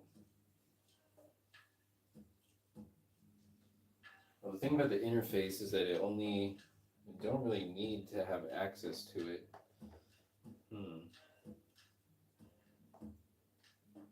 Of course you need access to it.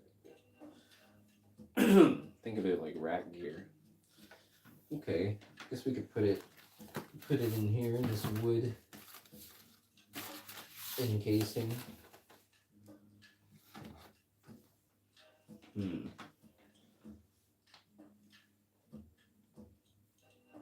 Oh, I see.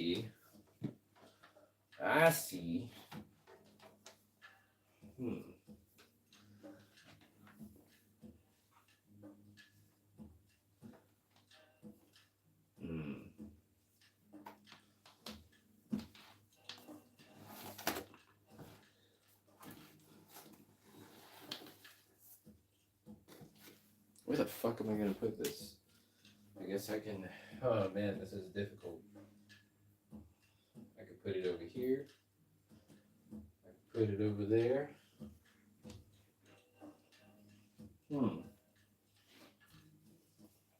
Where will I put this interface?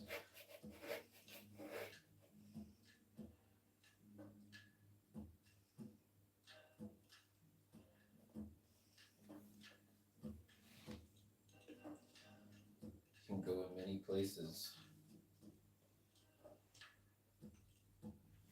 Oh, it'd be so cool if it was right here. Interface.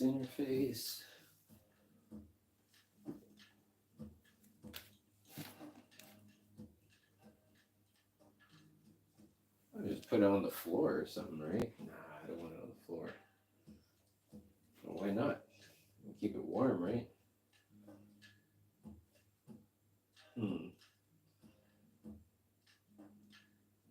This is a dilemma, ladies and gentlemen. We're trying to figure out where to put the interface. Because also it has the headphone. No, it doesn't have headphones, but Oh. Okay, wait a minute. We don't use the headphones on the headphone jack. So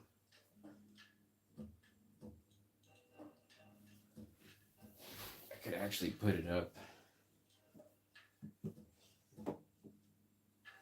Oh, that'd be pretty slick, actually.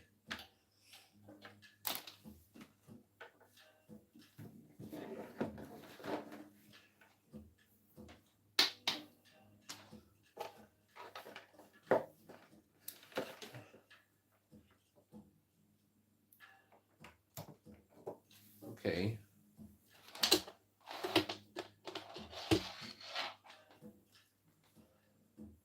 Power up. Power up, dude. Start her up.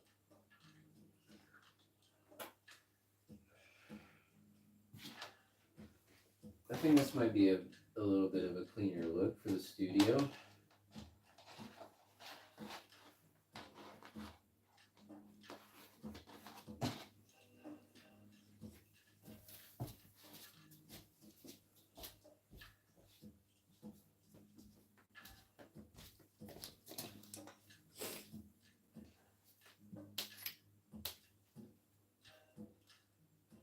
also have the microphone. Where will the microphone go?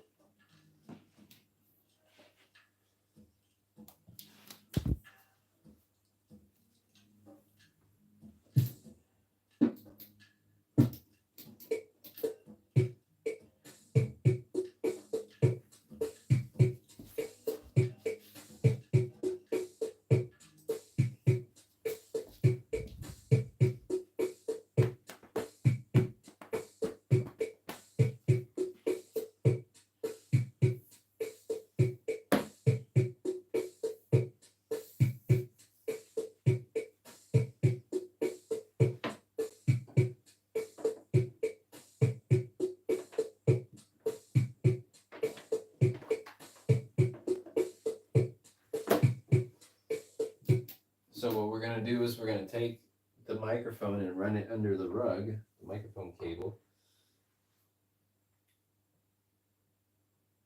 Actually, we'll plug it in. Whoa. We'll plug it into the interface first.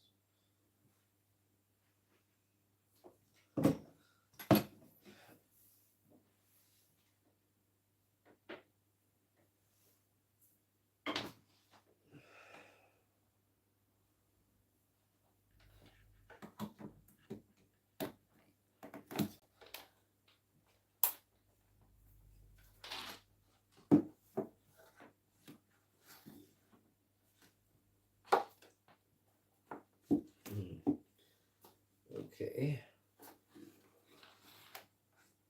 It's a little fucking funky right here.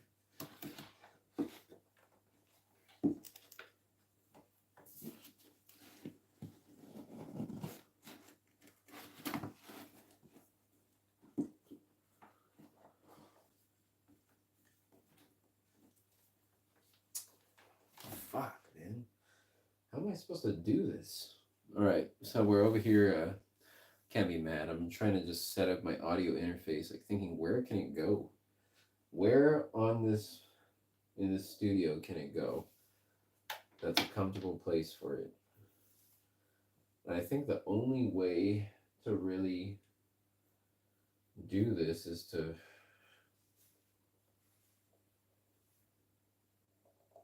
have it where it was before on the speaker right here.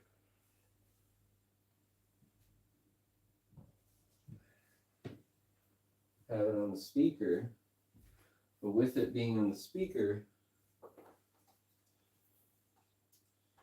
we now have to transfer power.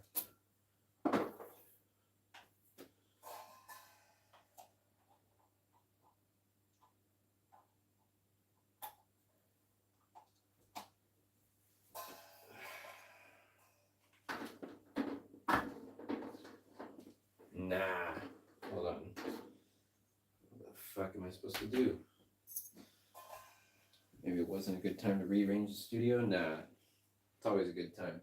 You gotta think, where are we gonna put all this stuff? You gotta know where your power source is. And the idea is that I want to incorporate our computer, of course, yes. Ooh. Maybe you want the computer, I don't know. Let's see. I mean, it's looking pretty cool so far. Looking pretty cool. We got a drum set. We're just switching it up. Instead of the sampler on the left side, we have it on the right.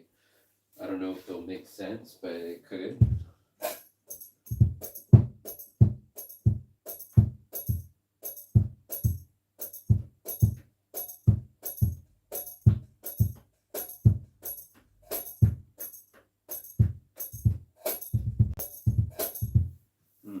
Okay. Let's see how the drum kit sounds over here.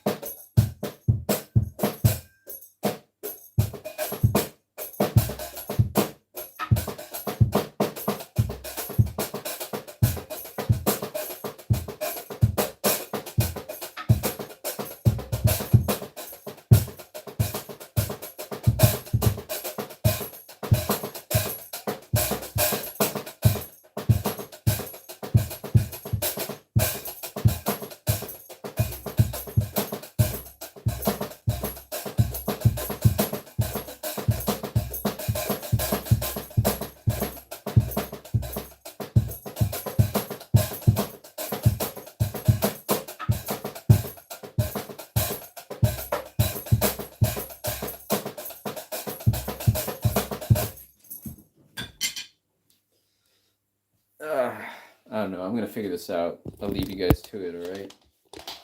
You have a good night. I gotta make some food too. We've been streaming for like 4 hours, so thank you guys for tuning in. Landlord is cool. Let me do calligraphy on the walls. I didn't ask for permission. They want to change it back. It's just white paint. That's all it is. So, which they have plenty of. Anyways, you gotta beautify everywhere you go. You gotta do something cool with it. It's like it's probably fucking worth more now that this is here. Anyways, peace out.